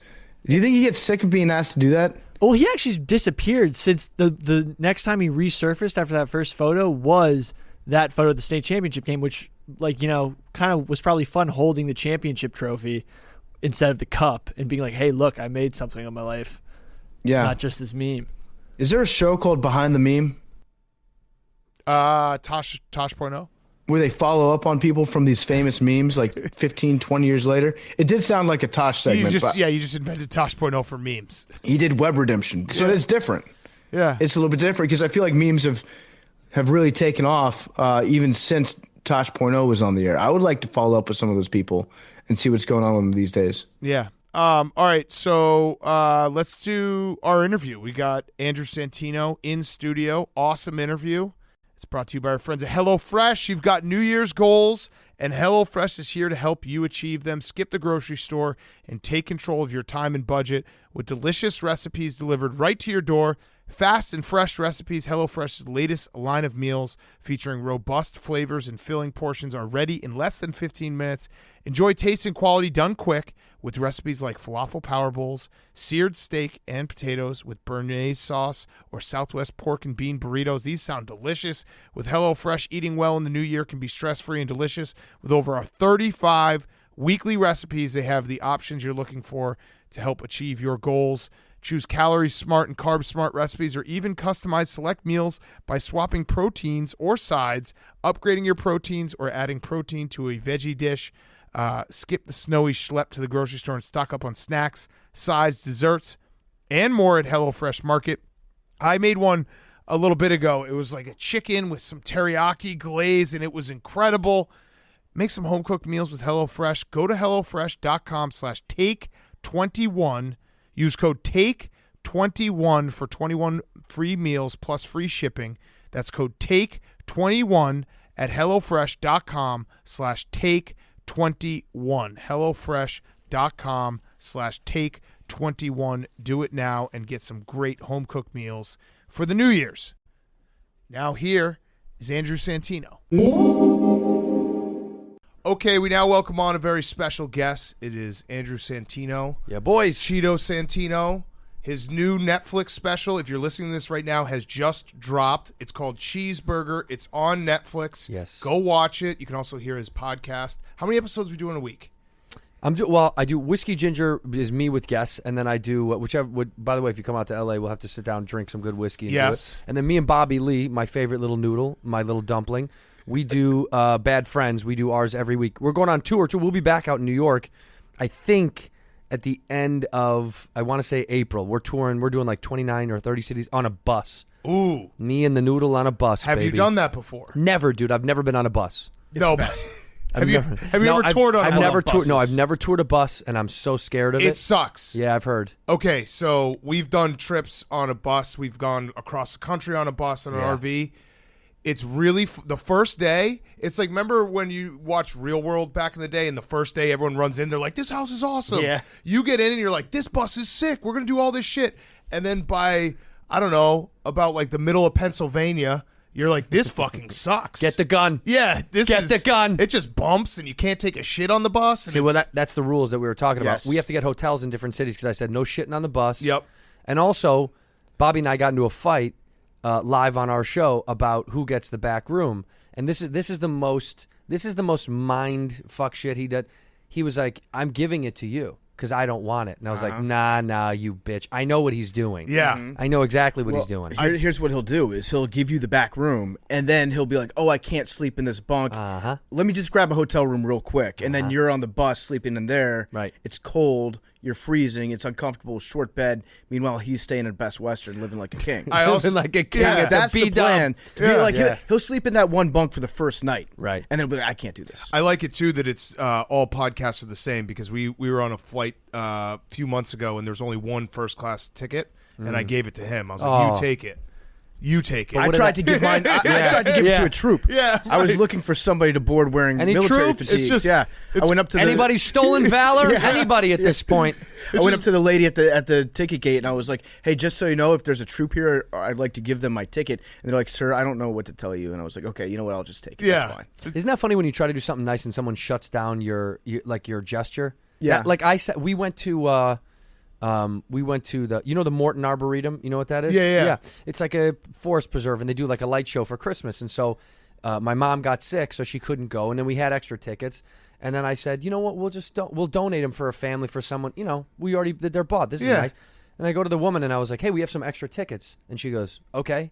I was like, oh, we'd like to leave them for another family, of kids. And they're expensive. It's not cheap. Mm-hmm. And I said, well, here you go. And the woman goes, yeah, all right, just leave them there. I was like, all right, bitch. I'm just trying to be nice. But she just sees it as like, you're just making me do more It's work. an inconvenience, Yeah, right? I've given her another job. Right. But I was like, dude, sorry for being that. It sucks. That's what the world teaches you. You can't do too much nice shit. No, it'll hit you in the face. The right level is always like, you don't want to, because then also if you do too much nice shit, people are just going to be like, you're the nice guy, and then they're going to start taking advantage of you. Mm-hmm. Like I think I've done some nice stuff, but then I'll randomly have people hitting me up being like, can I get $500? Can I get $1,000? I'm like, I can't just. You can't just give it all away. I just can't do that. Like, I have to have some kind of vetting process. But guys, in the editors of this show, can you please put up his Venmo right down below, and will anybody ask for anything just right now? Ask for whatever you want right now. Hit him up. All right, so your Netflix special. Yeah, we shot it in Denver, Colorado at the Paramount Theater. Did 2 shows there. It was a long time coming because I was going to do a special before, and then COVID and all this stuff, and then we were back and forth of where I wanted to do it and when I wanted to do it. And then Netflix and I finally worked out this thing that I was like, okay, let's do it this way this time. And part of the deal was, because we talked before the show, they had no influence on what. None? No. Because I feel like we've heard who was in here. Andrew Schultz said that they had to cut a few things out. Yeah, now dude. that might also be Andrew Schultz He saying cries about everything. Yeah. yeah, because it's good promotion. He's right? he's one of the best, dude. He's Don King of comedy. He is the greatest promoter of. He knows exactly how to market.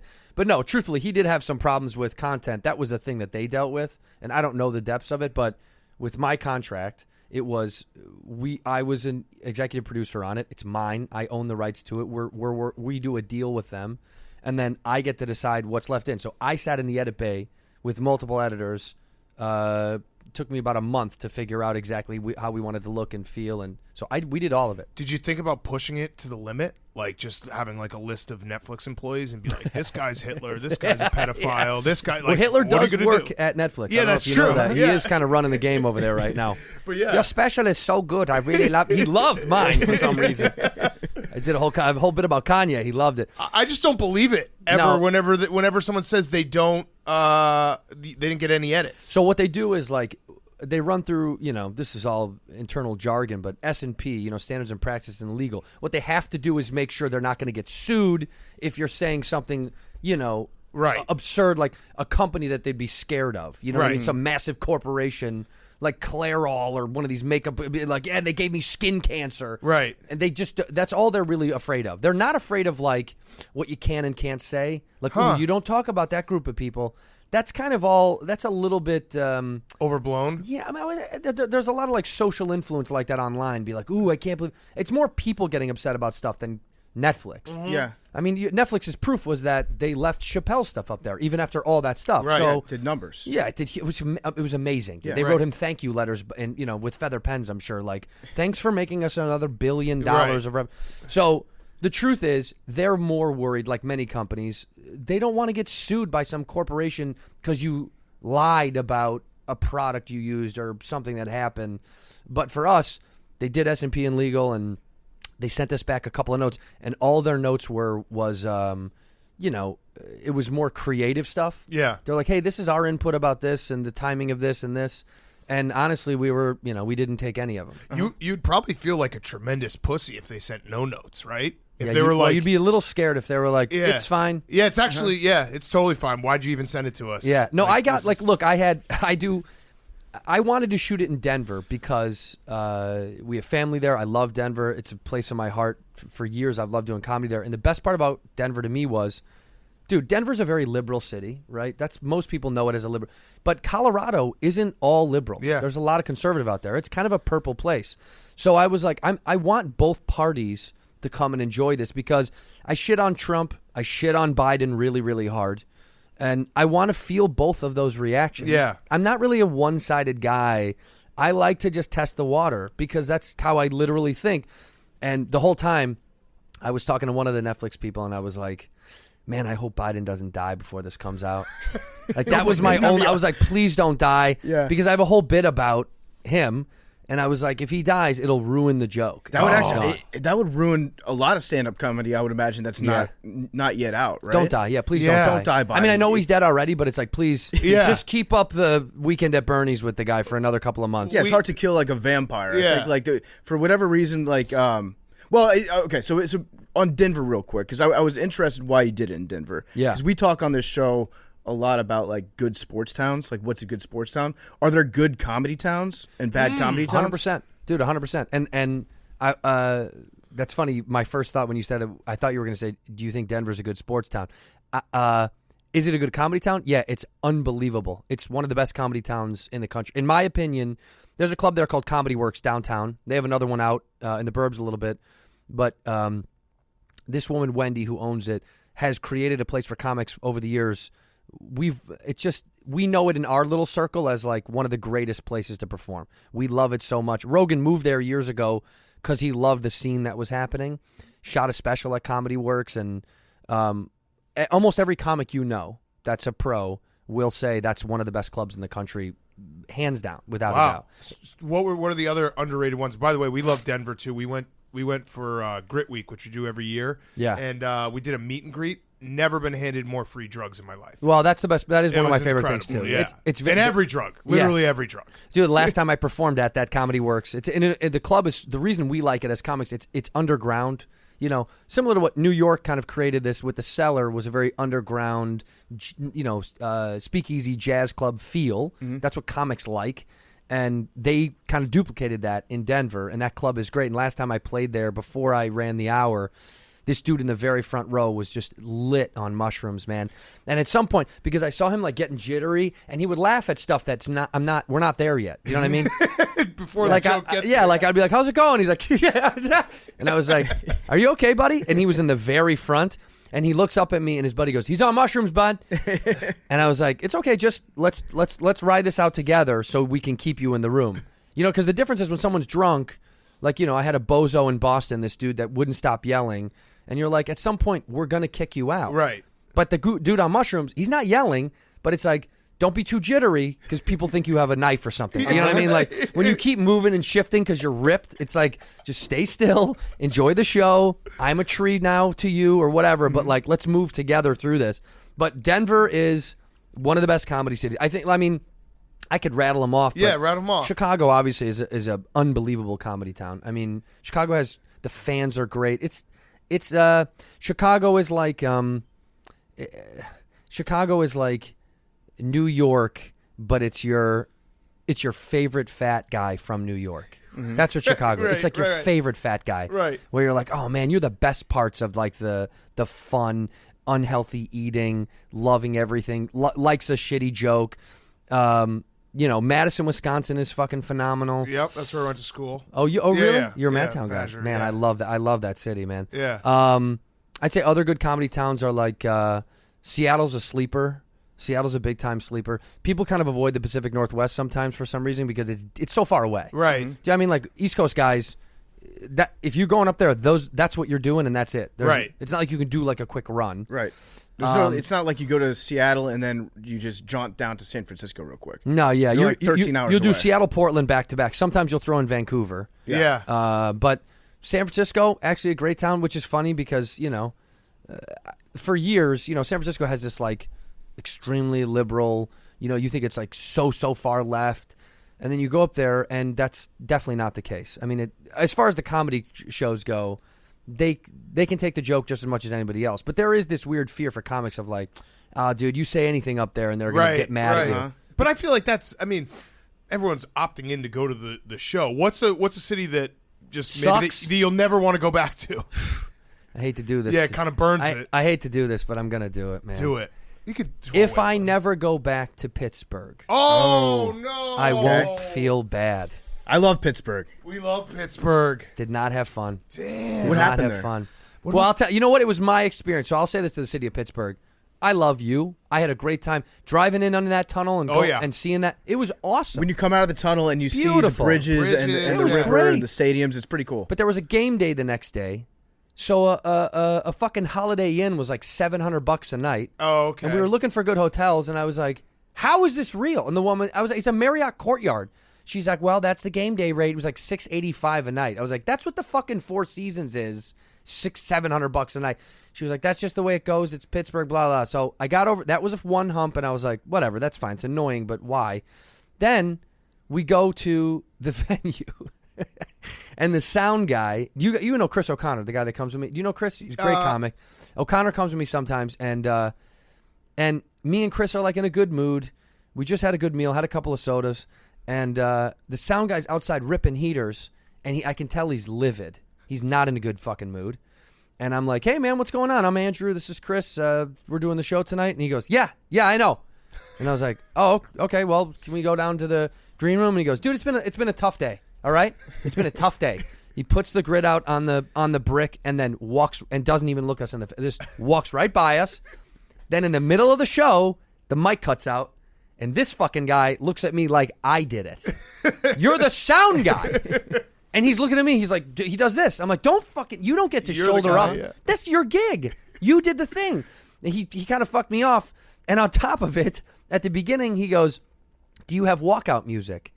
And I said, Yeah, we can. Can I send you a Spotify playlist? He goes, oh no, dude, we don't. No. Do you not have a jump drive or something? Is this 2006? You want to plug it in? You want me to get a time machine and get a jump drive? No, I don't have a fucking jump drive. So you know what it was, Pittsburgh? I'm sorry, it wasn't you.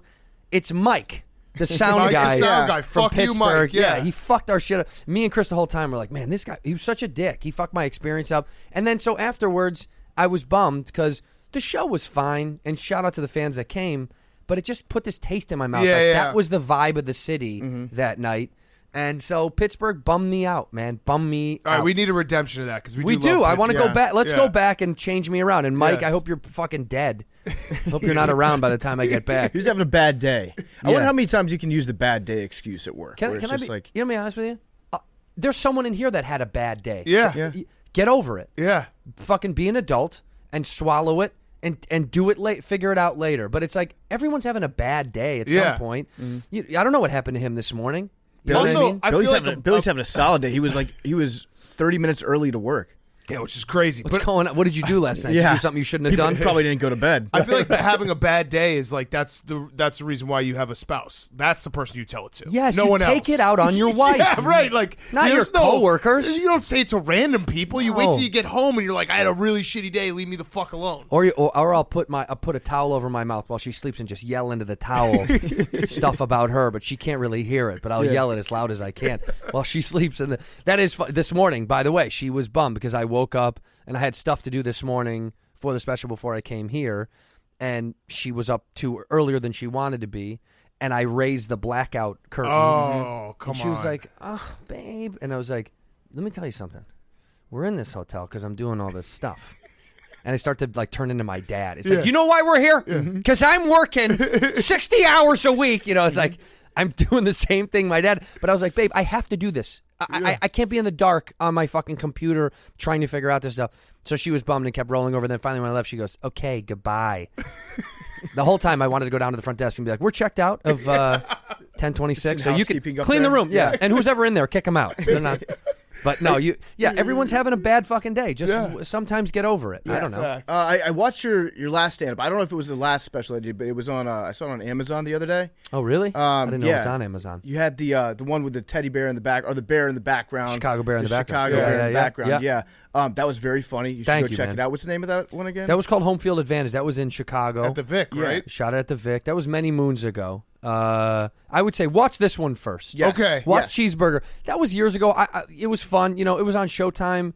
I did a deal with Showtime because I had a TV show with them, and then, you know, they were quick to pull the trigger. They were like, we have to shoot a special like very fast, and I had a good time. It wasn't my favorite. This thing that I put out now is one of my favorite things. And people are like, well, why you call it a cheeseburger? You got to watch it. I talk about it in the middle of it. I'll give you a piece of it. Is that I had like a breakdown. I had like a mental breakdown, and I was Menti B. Yeah, I didn't. Yeah, I Girls did. are calling it. I did. It was tough, man, and it was because of a lot of shit that was going on with my family. You know, stuff that was very personal in my family was kind of happening and scaring me a little bit, and then, you know, things in my life and lost somebody, and you know, stuff like that. And I kind of just was having a crack, and as I had this breakdown, I had this kind of coming to terms with things. You know, a moment of realization, a moment of clarity. And Cheeseburger is at the crux of all of it. And so you'll have to see to find out where that comes from. And also, everybody loves a fucking cheeseburger. That was like, you know. true. Yeah. That's It's a good tease. Wow. Everybody That loves was a it. great tease. Thank you, Have man. you done that tease yet? No, this is the first time. Damn. Yeah, baby. So when you're shooting it, it sounds like you were like very hands-on with the editing process. I'm always fascinated to know, like, from a comedian's perspective, when you're filming something and you're presenting it on television, is there like a certain camera angle that makes the punchlines funnier? Like, is that something that you think about? Like, do you want like a medium shot when you're hitting the punchline of a joke, or wide establishing when you're starting it? How does that So work? you're an astute man, my friend. I mean, many people wouldn't think that, but that's actually very smart. Truly, yes, that is a big part of the process. When you're in the edit bay, when you're choosing from your shots, some of the things that, and this is no disrespect, but one of the editors we worked with, him and I kind of didn't have the same vibe, right? And every editor has a different rhythm. So truly, what goes into a good special is the good jokes, but on top of that, the rhythm of the angles that the shots that you use kind of dictate the rhythm of the special itself. So, you know, certain setups you want to be on wides. or you want to be on a medium or a side angle, depending on where you're looking, where you're walking, and facial expressions. Then you want to get tighter on certain punchlines. But like, especially if you're a physical comedian, right? Like, I'm not super physical, but I walk a lot. I talk with my hands, and I'm a little, I have a lot of gestures. But we would choose specifically shots that we thought accented the joke better. Mm-hmm. And it's something that kind of helps the viewer at home feel like they're there a little bit more. Mm-hmm. And that's just not a trick, but it's just it's a tool of the business of how you shoot a good special. Because when truth be told, when you think about your favorite specials, whether it's Rock or Chappelle or whatever, the joke is the thing that made you, really remember it. Yeah. But the part of the reason, in my opinion, that subliminal thing is you love the way it looks and feels. It like helps you. You feel like you're there. Like you're there. Yeah, 100%. Yeah. Like, every one of my favorite specials, it looked like a spectacle I was a part of. Yeah. You know what I mean? How long did it take to come up with like the material to get to a point where you're like, all right, I'm just picking up on context clues. The first special you did in 2018, great at 17, the time, yeah. At the time, but maybe you look back and you're like, that wasn't my best stuff. Well, because it's like at the time you're like, I liked everything I put in there, but that's where I was in my life. Right. And, I had shot it fast in 2016 or something, and I liked it. It was fine. There was some really great stuff in there that I really enjoyed, but like, I've gotten a little bit older. I've changed my views on the world. Things I'm a little bit more specific and personal about. Also, I get a little bit personal in this. So this is more like true to me, so to speak. But like cultivating an hour, it's different for everybody. Louis used to do it. Fucking Louis could throw it together in like, less than a year. I mean, he was a magician. Right. When he was pumping out hours. Some people take a really long time, dude. Some people take huge gaps. But it's your own rhythm, your own pace. Like Anthony Jeselnik is a buddy, and we were talking about just recently. I said, "Are you going to go back out?" And he's like, "I'm not going to go back out till I'm ready with my hour that I'm working on in town." Some people work on their hours out of town, or out of LA or New York, wherever you're based. I mean, it's all your own personal process. But for me, I don't ever put a timeline on it. I just want to keep working on it until I feel like I have a good overarching story or path to something.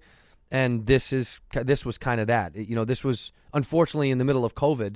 We were ready to shoot this thing before. Yeah. So half of it was thrown away from stuff that I did before, and then I put new stuff in. So it's ever changing, man. It's almost like you talk to a musician, and they're like, "Oh, that album is perfect." I guarantee you that musician would go, "There's a couple things I would have tweaked now looking back, but you got to just let it go." That's why you got to do a podcast 3 times a week, like 100%. us, and it just always it's like sometimes good but kind of sucky, and you just keep throwing.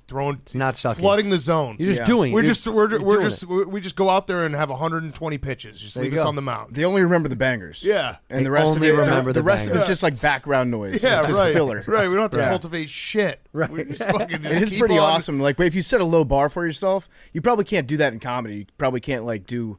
I don't know, the first half hour of a set just really sucks ass, and then it gets tough. good after a while. That would be tough. No, it's tough. You just got to. You have to with specials and tapings. You have to hit them. You have to just keep hitting them, and it's hard too because with tapings, the weird thing is the audience is cognizant of being filmed. They know they're being filmed. Right. It looks different than a regular show. The lights are fucking brighter. Their seating is different. You know what I mean? Like we have to seat them around cameras, and it's all a part of that world that changes how an audience feels. So. I don't think it really shifts the the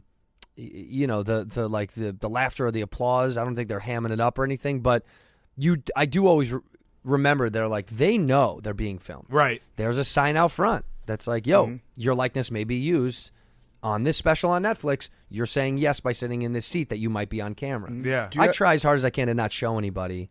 Most of my fans are very, very unattractive. So I just no. I mean, preaching to the choir, bro. We're like cult leaders of a mutant army. Well, I am the OG mutant, the fucking Ginger Gene. Yeah. I don't try to show a lot of people in the audience just because, I don't think a lot of times they were asking if I wanted a camera roaming to pick people off, and I was like, I don't think so, because it happens a lot in comedy. You pick people off out of the crowd, and I was like, we don't need it. You know what I mean? You can see slivers of them sometimes, but I didn't want heavy like shots in on a couple like. Right. I just didn't want it. It's always funny at a sporting event. If you're watching it on TV, there's one cameraman that's always in charge of just finding an attractive woman. Mm-hmm. Yeah, and then his job is just like focus on the woman, and then during a break in the play, it's just like boom, hot chick for everybody at home. I don't even know Okay, if back that's to his the job NFL. or if one guy did that and every other guy was like, "We're getting away with this. This is fine." Yeah. Like he was just shifting the camera to a hot chick, and in the truck they were like, "This is good. Yeah, Dude, she's pretty this hot. is good." She's pretty hot. I didn't know my camera was on. I actually just was scrolling Instagram this morning, and it was just an old clip of Brent Musburger, and like he used to get so fucking horny. It was so funny. He made comments? Like it was literally Alabama. It was AJ McCarron's girlfriend at the time. He's like, tell you what, like if you live in Alabama, go back in the backyard and throw that football around because you can end up with this. And like, it was like, geez. What did I just see? They found there was like a Florida, there was a Florida girl or something that they picked back out again that like went back on the internet. She had like really light blue eyes or something. It's like they find these girls. Oh, yeah. And they like vet them as like the one to look for every game. Then Yeah. it's like a game for the cameramen. Yeah, the to horniest find guys them. in the world are the cameramen. Some people have actually developed careers out of being hot in crowds, and then they get famous because they have that moment of Oh, yeah. virality on Yeah. the internet, Yeah. and then they parlay that into either like, I don't know, if they've got like a modeling career or something, or they go on television. Now they're talking about sports. It's crazy how these horny cameramen can actually change the trajectory of somebody's life. 100%, dude. And also, I always thought about whenever we went to like, basketball games do it the most. But like when they do the kiss cam, it always was so funny. It's the same bit that it's like couple kiss, old people kiss. Everybody loves when the old fucking people kiss. And then they'll go to two dudes. Yeah. That are immediately like, no, oh, we're not gay. No. Not one time have I seen two dudes just be like, no. All right. And then start kissing. So I'm pushing for two dudes. You're not gay, but you got to kiss on the kiss cam once for fun. Do it for us because I think it would be hilarious to see people like, oh, come on, I'm not going to. All right, fuck It'd it. be funny if, Kiss cam. if they like held up a sign, they're like, "No, he's my brother. I can't do it." The best He's is my brother. And then he's like, then we should. Yeah. The best is I don't know if you're what sport do you like the most? You know what's funny, man? As a Chicago kid, we grew up watching Bulls, like basketball, because I played basketball. Right. Was like my go-to. Right. But over the years, I'm not as huge of a fan of the NBA. Okay. It's lessened. So football was always kind of a standby. Okay, so the NBA though, if you have League Pass, I have League Pass so I can watch the Bulls from New York. Yeah. They do the Jumbotron feed, so there's no commercials. So I watch like Kiss Cam in my living room. Oh, right. You It's watch the fucking- feed. I watch the feed, like people missing half court shots, all That's that awesome. shit. Is Justin Fields the real deal? I need you to help me. We need to support each other. What, Nathan Peterson? Yeah, What's his name? Peterman. So This guy right here. by the time you listen to it, Is that the P? I He's might be already the only started. person in the world that owns a Nathan Peterman shirt. Yeah. So we got. Here's the thing. What is that, by the way? Is that what is it? What it's a no, it's just Nathan Peterman branded. It's not like Oh, it's not a it's not a just team his, or anything. his It's shirt. just So I'm in a this big room right NP guy. now, PFT's a Commanders fan. We got an Yeah. Eagles fan.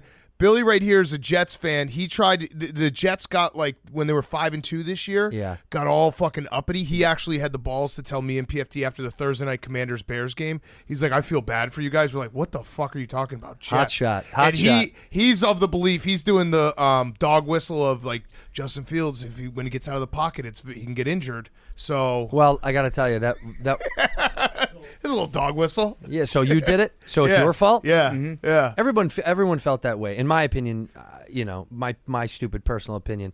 I love the kid. I think he's fucking phenomenal. I think he's a great talent.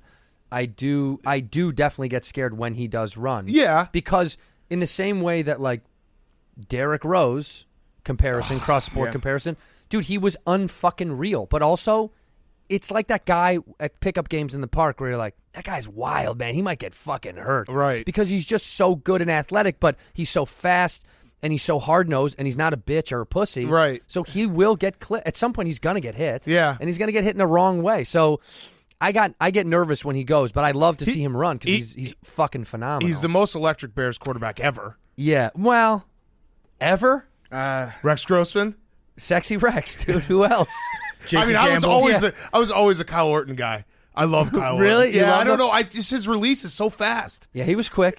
He was quick. That's all I got is like it doesn't get there, but his release. I think Fields is the man. I hope this kid does. He was like was he at Tennessee for like? No, he was at Georgia. He's Georgia. from Georgia. Oh, he was that's at right. Georgia. Then Georgia didn't.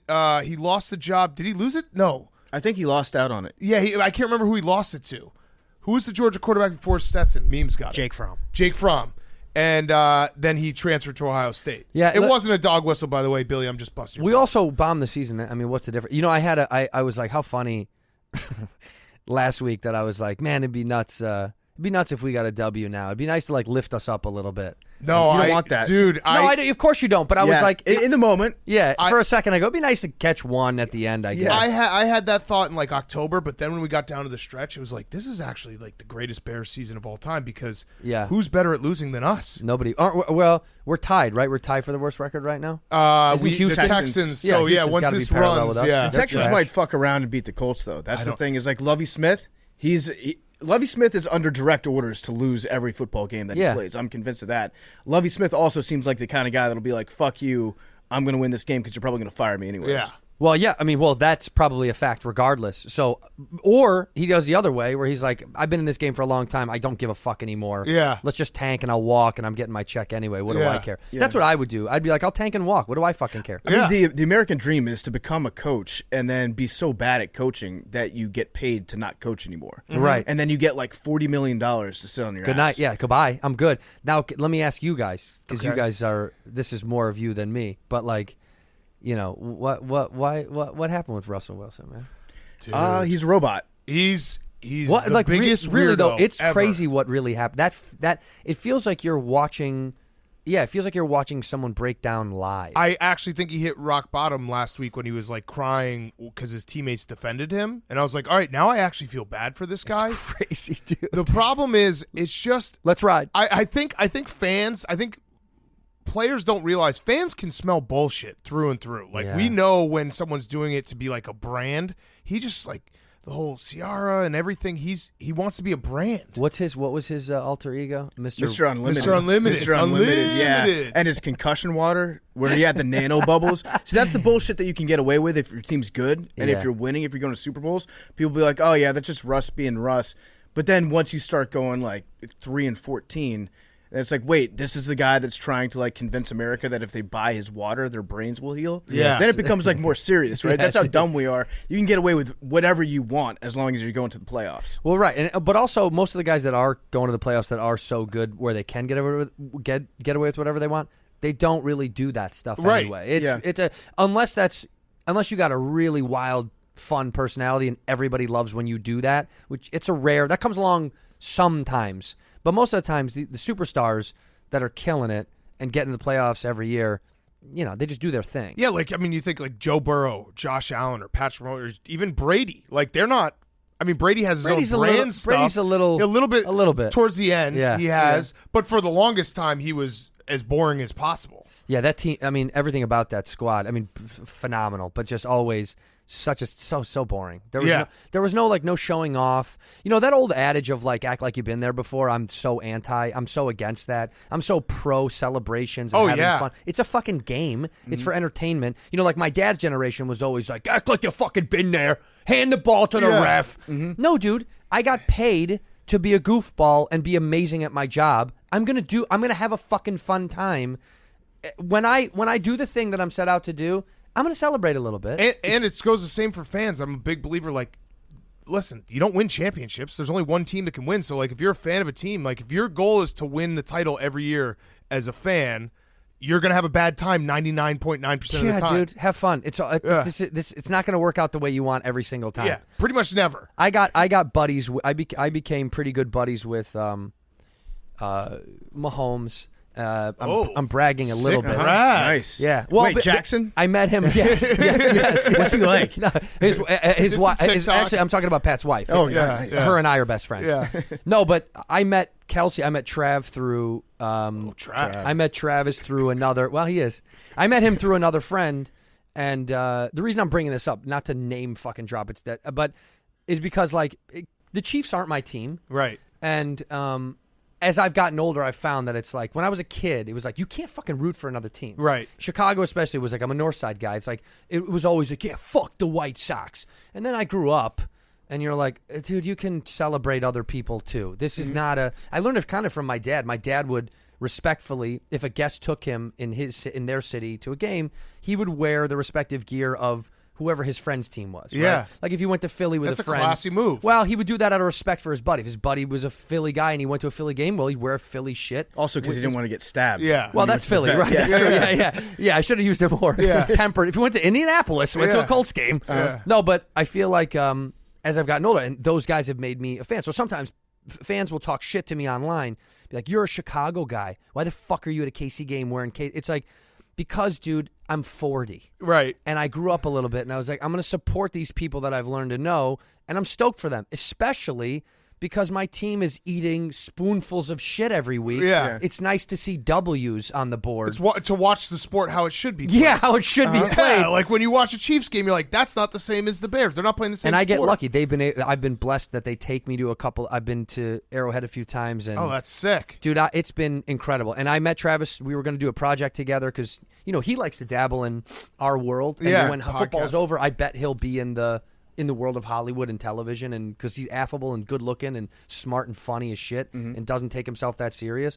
And he introduced me to Pat. Pat came to my show when I was in Dallas because he's from Texas, and me and Pat and family and friends. And he goes, he came for the first show, and he was like, "Man, it's so fucking fun." And he goes, "All right, well then, where do you want us now?" And I was like, "Oh, well, I'll see you. I'm going to do the second show. You guys go have fun, and I'll see you whenever." And he's like, "No, I think we're going to stay for the second show." I was like, "Oh, okay." That's sick. I thought for sure he would dip, but he was like, "No, we want to stay." And the server comes up to me and she's like, "That's your party, right?" And I was like, "Yeah, whatever. I'll take care of the bill. Like whatever it is." She's like, "No. We're comping everything anyway. I just want to let you know, like, we have someone that's going to go have to get more Coors Light because Nice. Mr. Mahomes has finished Nice. all the Coors Yep. Light." He's a Coors Light athlete. Bro, I'm not kidding when I say this. Maybe 13 the first show. I love it. Maybe 10 the second show. Hell and yes. then we went out. Yes. And of course, I remember, you forget, I'm almost 40. He's much younger. So when the shows are done, I'm also tired. I worked. And Pat's like, "Yo, let's go out." And I'm like, we're out. It's over. Yeah. And he's like, No. Zeke is at this club. And of course, I was like, I kind of want to see Zeke. Yeah, right. Nightclub. And he was like, "You should go." And I was like, my wife's like, "You really want to go to this? It's like 2:30. I was like, "I do. Once in a lifetime. I really absolutely fucking do. do." Yes, do I want to be pushed around by Ezekiel Elliott's security guard? Yeah, I do. Yeah. And did that happen? Yeah, it did. Because they're like, who are these little fucking white dorks trying to get into this all-athlete VIP? And of course, Pat had to be like, no, they're okay. And at one point, I wanted to be like, "Well, just stay outside the ropes. I don't deserve to be in that Yeah, thing." no, I'm going to self-select out of this one. Yeah. You gotta roll. I wanted to opt out. But no, that's how I got to know those guys. And then from then, if I'm in a city and they're playing there, and I've kind of started to learn to schedule that sometimes, if I'm like, "Dude, I'm going to be near there," I'll just jump a flight and go.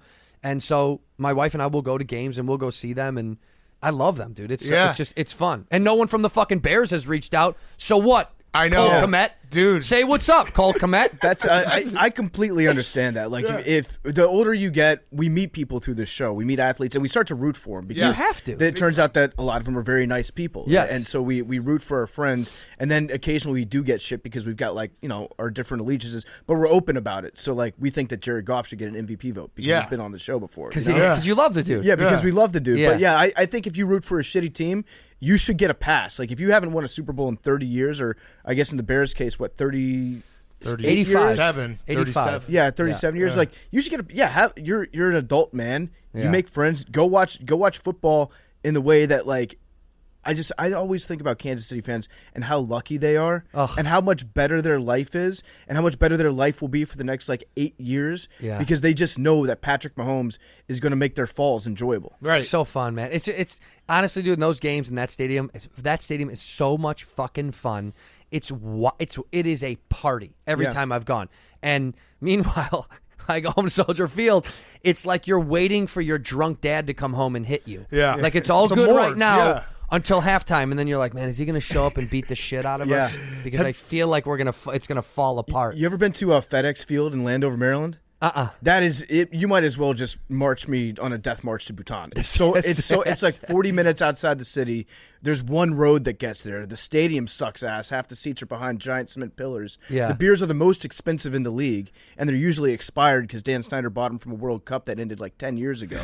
And then you get to see the worst product in the NFL, and then sit in traffic for 5 hours before you leave. No thanks. At some point, people wise up, and they're like, I know it's the only game in town, but I'd rather become a Ravens fan here. Yeah, and this is why Arlington Heights. Like, I'm like, yeah, move the Bears to Arlington Heights. Yeah, this is an old debate this is a debate that will never stop. This was happening before they even decided. People were like, don't take it out of the city. Right. But I think Chicago fans know, or anybody that reads the fucking Tribune knows, their Bears are losing a lot of money by playing at a Park District rented fucking stadium. Right. So give these guys an smallest in opportunity. the NFL. Yes. That's hard to it's hard to get in and out of because there's just not it's just hard. Like, Look, you have to, beautiful location, Yeah. impossible. Most of the people that like impossible. Soldier Field are they just like the blimp shot, Right, Where that's they what I'm show saying. it like before the Just game. keep It's like, doing I the like blimp that. shot. Just do move to Arlington Heights and then just do old blimp shots from Soldier Right. Field when you come back on Monday Night Football. Be like, Right. here we are. Well, it's kind of like what they do on all sports. Like when they show. They show like crypto, Staples Center. When they show like a Lakers game, they'll always be down in like Manhattan Beach on the Right, beach. You're like, it's fucking 22 miles away. Yeah. It's nowhere. But just give them the shot that they want of like Hollywood Boulevard. Give them the shot of like the skyline, and then don't tell them that it's not right there. It's in Arlington. Nobody knows. Have you gotten soft since you've been out to Hollywood? Very. Are people from Chicago like you've Very. I changed? looked at kissing everybody in this room when I walked in. I'm real soft now, dude. Used to be a tough guy wanting to fight. Now I want to hug and kiss, especially this cute big goon. Oh, yeah, Kiss Billy. this guy right on his fucking forehead. Yeah. That's our fear because Hank, our producer, keeps telling us to move out to California. That's been his goal for like Nothing will change. 7 years, and we're like, I think it'll change a little bit if you talk about sports for a living because all of a sudden it's so nice out there that you can't get mad about sports. Yes. Yeah, no, you can. If your team is well, here's the thing. Everybody from LA is from somewhere else, right? New York has this as well that a lot of New Yorkers aren't from New York or they're, Philly and they're different squads, but like it's hard to have a collective it's hard to go to a bar on a Sunday and get your squad together because everyone's from fucking everywhere. Right. So you still hold some of that resentment and anger because you don't have a community to support you. So you do kind of have to yell at the wind a little bit. Like there's 5 Bears bar and we've gone to a few of them and they're fine. You know what I mean? But you're still going to have that same passion and hatred for when you're fucking up and losing because you're alone out there. I think when you're with a city that is, I'll go back and say Kansas City because that's their shit. There ain't nobody else at that stadium that's from somewhere. I mean, that's their shit. They get to collectively cheer and lament about bad times. In LA, you're alone on your little shitty sad island. So you kind of bitch to nobody. So it is annoying. It's shitty to not have like people. You guys get people to like at least huddle up with. Yeah. We don't have that at all. Yeah. What's so speaking of LA, you've been in a couple shows. Is it suck that I love Dave? I've Thank watched you. it. 3rd season comes out in March. Yeah. Is it suck a little though that your character's kind of a bummer? Yeah, well, that's part of the gig, right? It's Yeah, like they make you they have to shape you in a way where I always say like the best actor is somebody who whatever the character is, you actually kind of like believe that to be true a little bit. Right, Someone's like, you're a dick, and you're like, that guy's a dick. I'm doing the thing. Yeah. So I did well. It's like Christoph Waltz isn't a Nazi. You're right. But he's good. Well, but he's good at the gig. It's like you believe that he's this guy. So, the show is a fun, funny show. I have to be the voice of reason to the chaos. And it's got to suck though because you do really like you watch the show and you're like, this redheaded guy, he's just like, why is he always fucking being a downer? I have to be a downer Yeah, on this show like, what the because fuck? that's what a manager is, dude. And his manager, who is a guy I play in real life, you've got to be the guy that has to be the voice of fucking reason. Otherwise, the kids, will never come down to earth. It's Right. like someone has to wrangle them them. Yeah. It is tough. Yeah. It's tough when sometimes everyone gets to play. And I have to be the wet blanket. Yeah. And go in there and be like, "Come on, fellas, we can't do that. We have Stop to leave." partying, yeah. Yeah. The milking table scene is one of the all-time greatest. It's one of my favorites. I would say man. it's one of the funniest scenes in the history of television. Actually. Well, so the way we did that, for people that don't know, you should go back and watch. That's season 1. Season 1, yeah, season 1. Season 1. When they asked us about the milking table and if we wanted to see it, and I said no. And then they said, do you want to see what it looks like at all? Like if Dave is naked on there with his asshole out, do you want to see it? And I said, no, I want to see it for the first time when I'm in the car. Yeah. And so then they give you, in Hollywood, they don't trust anybody to do anything. It's like you get in a car and a guy will be like, I'm going to pull the car back out. And you're like, I can back out a car. Yeah. I have a Get the fucking stunt car. driver When I in leave here. tonight, I'll be driving a car. So the guy was like, well, let me do it. I said, no, because I want to back out and back in as if I'm coming home from work so I can really see it for the first time. So that thing that you saw is literally the first take. One Wow. take. It was the take. It was a perfect we reaction. did four Multiple- more, yeah. but that was the one we used. Was the first take when I was in the car and the garage slowly went up. The way that he said "Hey" and I said "What's up, back" or whatever I said, that was exactly how I felt. Did you in know the what a moment. So milking good. table was before that scene? Yeah, 'cause- that's how I learned what it was. Yeah. They had pitched us other stuff, and I think like in the writers' room, it was like they were thinking about like a BDSM thing and blah blah. There was a bunch of different pitches, but when it got down to milking table, I'm a sexually open guy. I kind of figured it out real fast. Yeah. You know what I mean? Yeah. It's kind of in the name of it. Yeah. Yeah, I figured it out pretty fucking quickly. Yeah. Although we did discuss whether or not you can face which way you would be fun to face because you could face the other way on the milking table. A guy can face up and get yanked down like an old toilet chain. Yeah. Yeah. You know what I mean? And that's a whole thing because your balls will throw you back up, or you can face down. I go, we can get creative about which way. But the way that we shot it, the way that they did it, that was so much fun because it was the first take is what you saw of us, our reactions, and then we lost it, man. We were fucking dying laughing. yeah, because it was sure. so fun to see. And Dave's down to get naked. Yeah. That was what's fun. Yeah. This season is fun as shit too. We're on tour this season. Oh, nice. I don't even know if I'm supposed to say that, but whatever. It's not. I'm not giving anything away. But we're on tour. Yeah. We're living the road life on the show. This might be a very basic question, but do you prefer doing television or doing stand up? Yeah, well, I said this yesterday to a buddy. I said, gun to my head, you have to quit one. I would quit acting because stand up was my first love. That's what I started when I was 24. And it's a grind. It takes forever to get noticed. It takes forever to get on. So the work I put into that, I'll always really carry that with me. I love them both, man. But like, if I had to kill one, I would kill acting because I have only so much control. right. You have to play the role that you're given. You have to do it to your best ability and shape it the way you want. Mm-hmm. But stand-up is all me, man. The failure and the success is on your shoulders, which I like. Yeah. So speaking of that, how long? So you started 24.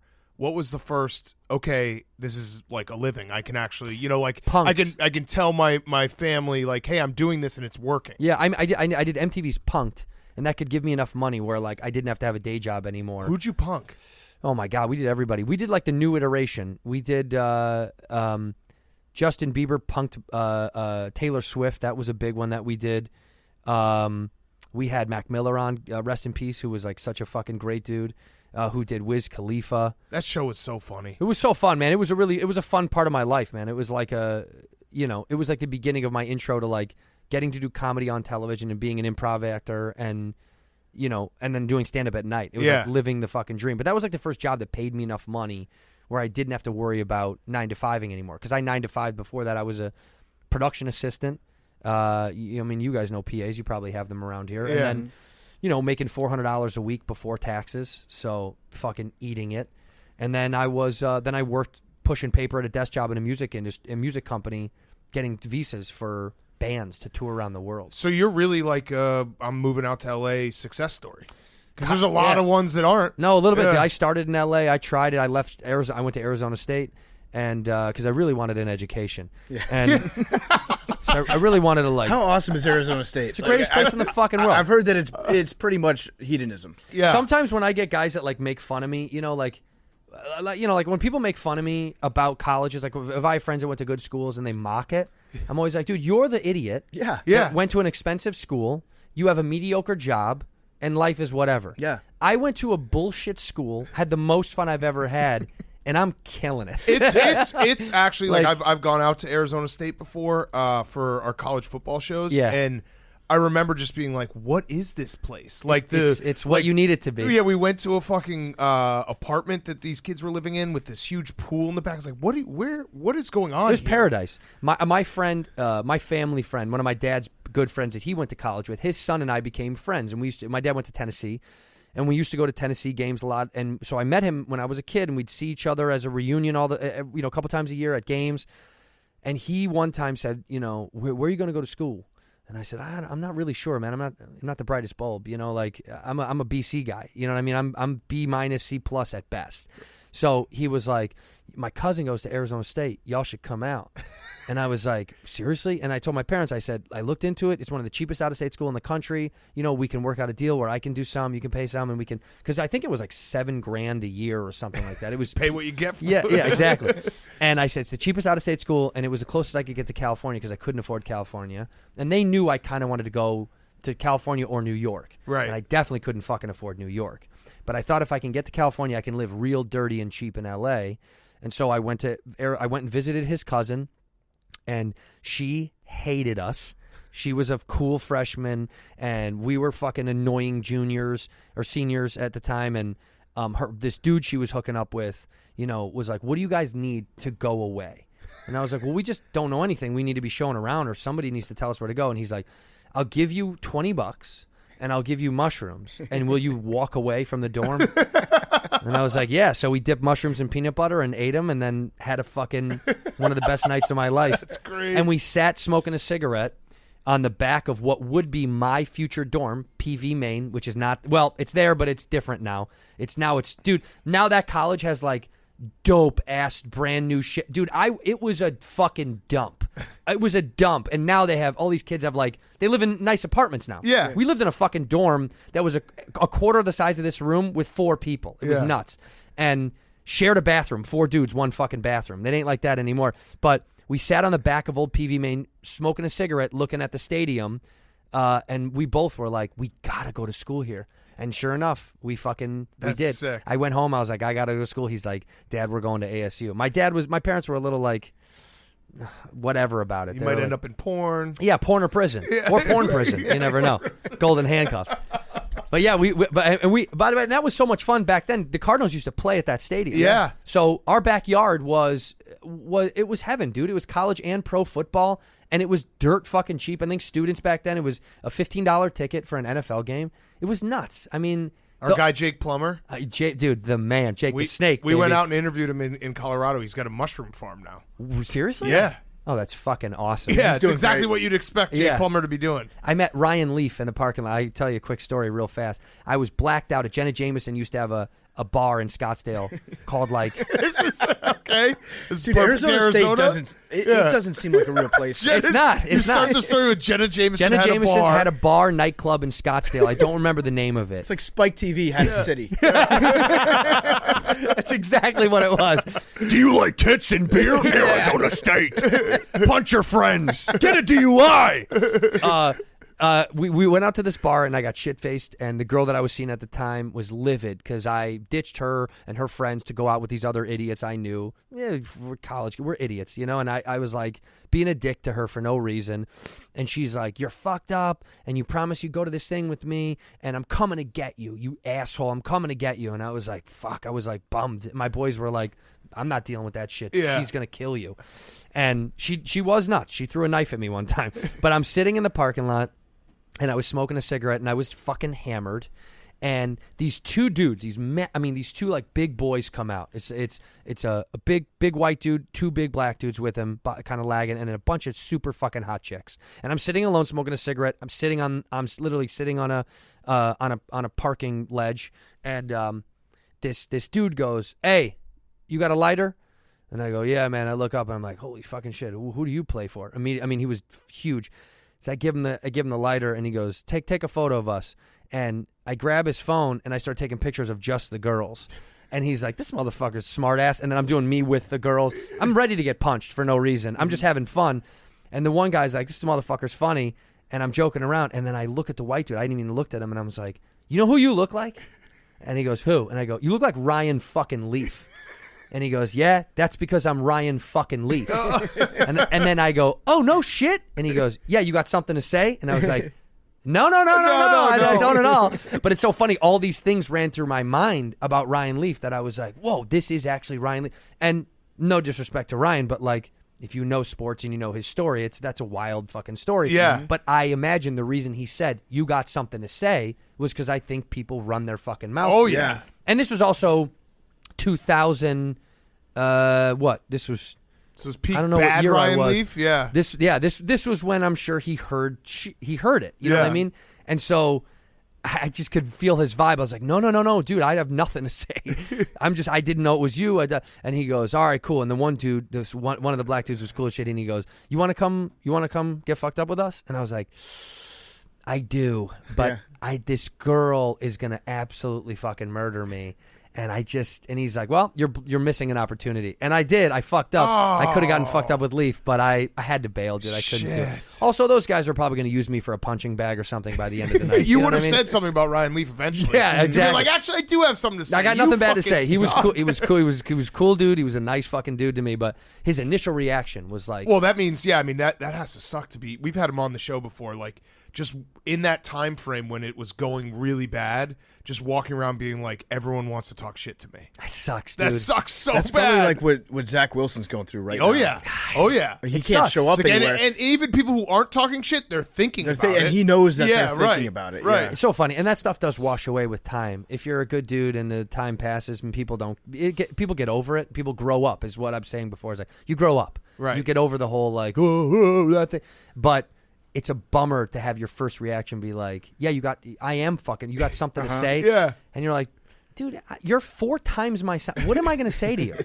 But I imagine the biggest loudmouths are the smallest assholes. Oh, of Because they course. think you're not going to fight me, dude. Right. You Yeah. know, I just get to talk shit because I'm a couch coach and I think I'm the fucking man. Yeah. There was one tweet that went viral a while ago about this girl that used to go out with her boyfriend who was like 5'4", and he would just get into fights everywhere. And then he'd be like, "Oh, it's my birthday. What are you gonna do? Punch me? I'm the little birthday boy." And then nobody would punch him. And then he'd just go to the next fight. I'm And the little birthday boy. Yeah. I'm just a little birthday boy. Don't mind me. I'm using that from now on. Some dude's like, I'm going to fuck you up. I'm like, I'm just a birthday boy, It's baby. my birthday. Come It's on. my little boy birthday. I'm a little boy. All right, so I had one last question. Everyone do check out Cheeseburger. This Please has been go watch it awesome. on Netflix. Yes, Thank you, watch man. it on Netflix.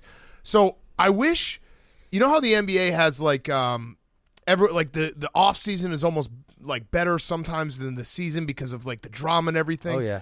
I wish we had someone who was reporting on the comedy scene. Would there be just Oh, that's interesting. because like I know that there's cliques that I don't understand and people who don't like other people and people who think other people are, but so is it as cliquey as it comes across from us watching from afar? It is to a degree, right? And then you get, again, this is me keep going back to the same cliche phrase, but it's like then you get older and those things dissipate a little bit in the sense that the drama kind of starts when you're young. Right. And you kind of are jockeying for position and there's politics involved and who do you kick it with and who's your crew and blah, blah, blah.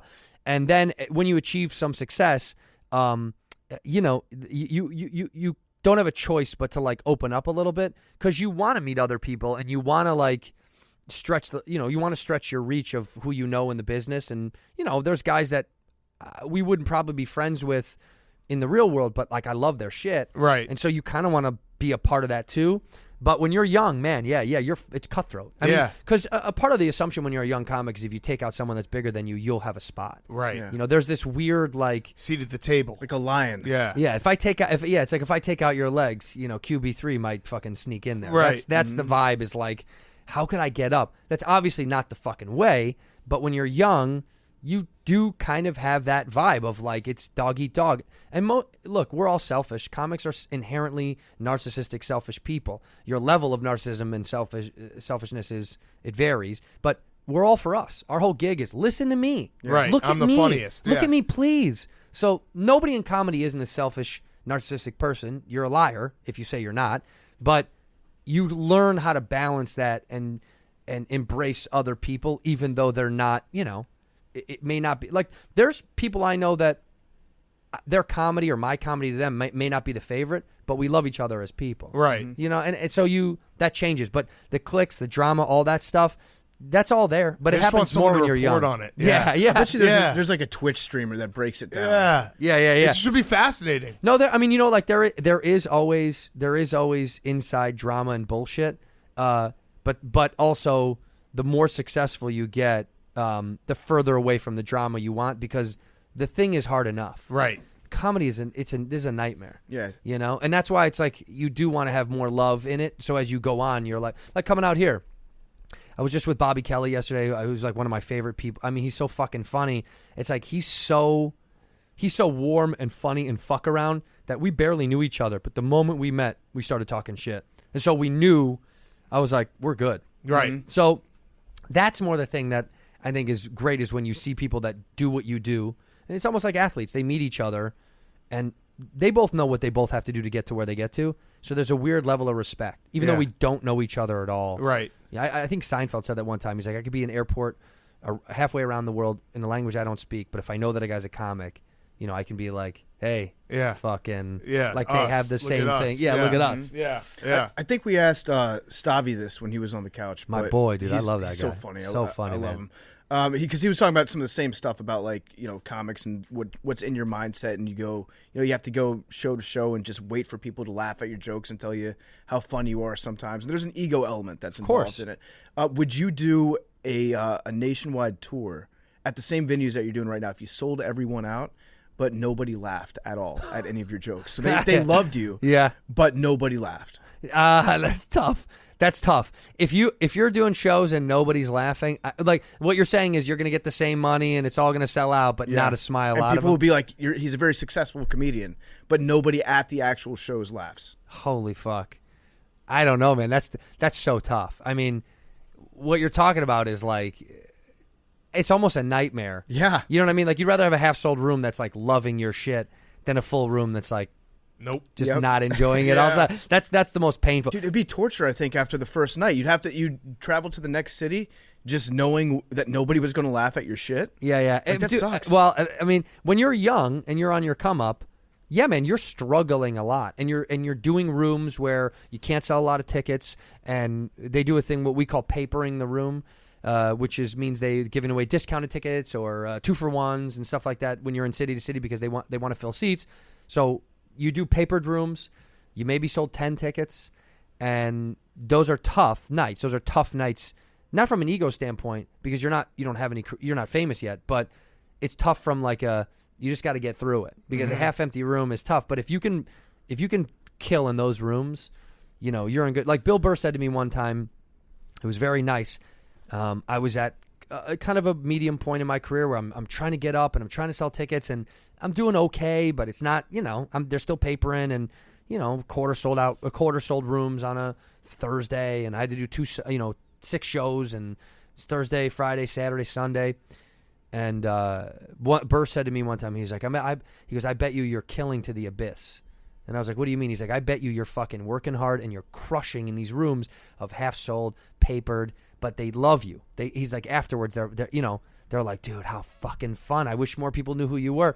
And he's like, you're at a point where you're killing to the abyss. You're crushing kind of to the emptiness, and it feels like there's nothing coming back. Where you're like, fuck, when does this pay off, man? I'm ripping these rooms. I'm doing 6 shows. I'm working like a dog, and I'm giving them my all for an hour. And he's like, just keep killing to the abyss, and eventually it comes back. Like eventually it'll start to hone in, and then it'll all start to build and make sense. But he's like, right now you feel like you're shouting to the void, and you're doing well, but it's just not reciprocating. And I appreciated it because it was feeling like I was like, why the fuck am I going to Omaha, Nebraska right now? Yeah. Like you feel that way for little money. You're probably losing money sometimes on the hotel or the flight, and you can't bring somebody because you can't afford to bring a friend. So you're picking up whatever local guy is there, and they might not like you or your vibe may not mesh. So you sit in the green room bummed, you know, sipping on a fucking beer, waiting to go on to 17 people. He's like, just keep killing to the abyss. And, you know, thank God I did, and it worked. It probably gave you like a little boost, almost like you were getting a break. Like something big was happening, just having somebody like Bill Burr let you know, like, hey, this is the right path. Those moments feel good. But keep going. Yeah, they feel good. Talent always wins. At the end, dude, if you're wins. working hard and not getting in your own way, your talent will win. There's a lot of people that their talent is great and they get in their own way. Just work. If you work hard and you know, and I hope if you work hard, that it continues to build. So Yeah. hopefully, that's how it goes. All right, so everyone check it out. Netflix. Netflix Cheeseburger. Go watch it. Please tell a Yes. friend. Pass it around. Tell everyone, Yeah. even if you don't like comedy, just put it on. And Yeah, then, if you leave hate your comedy- dog. Let your dog watch it. Hate comedy? Turn the volume off. Yeah. Put that thing on. I don't give a shit. Just let it stream. Yeah. Over and over. Loop it. Uh-huh. Yeah, and we appreciate you, man. Appreciate you. coming Thank by. you. This Yeah. is great, man. Thanks for coming in. Thank you. Andrew Santino is brought to you by our great friends over at Rocket Money. If your New Year's goals are to manage your budget better and save money, you need Rocket Money.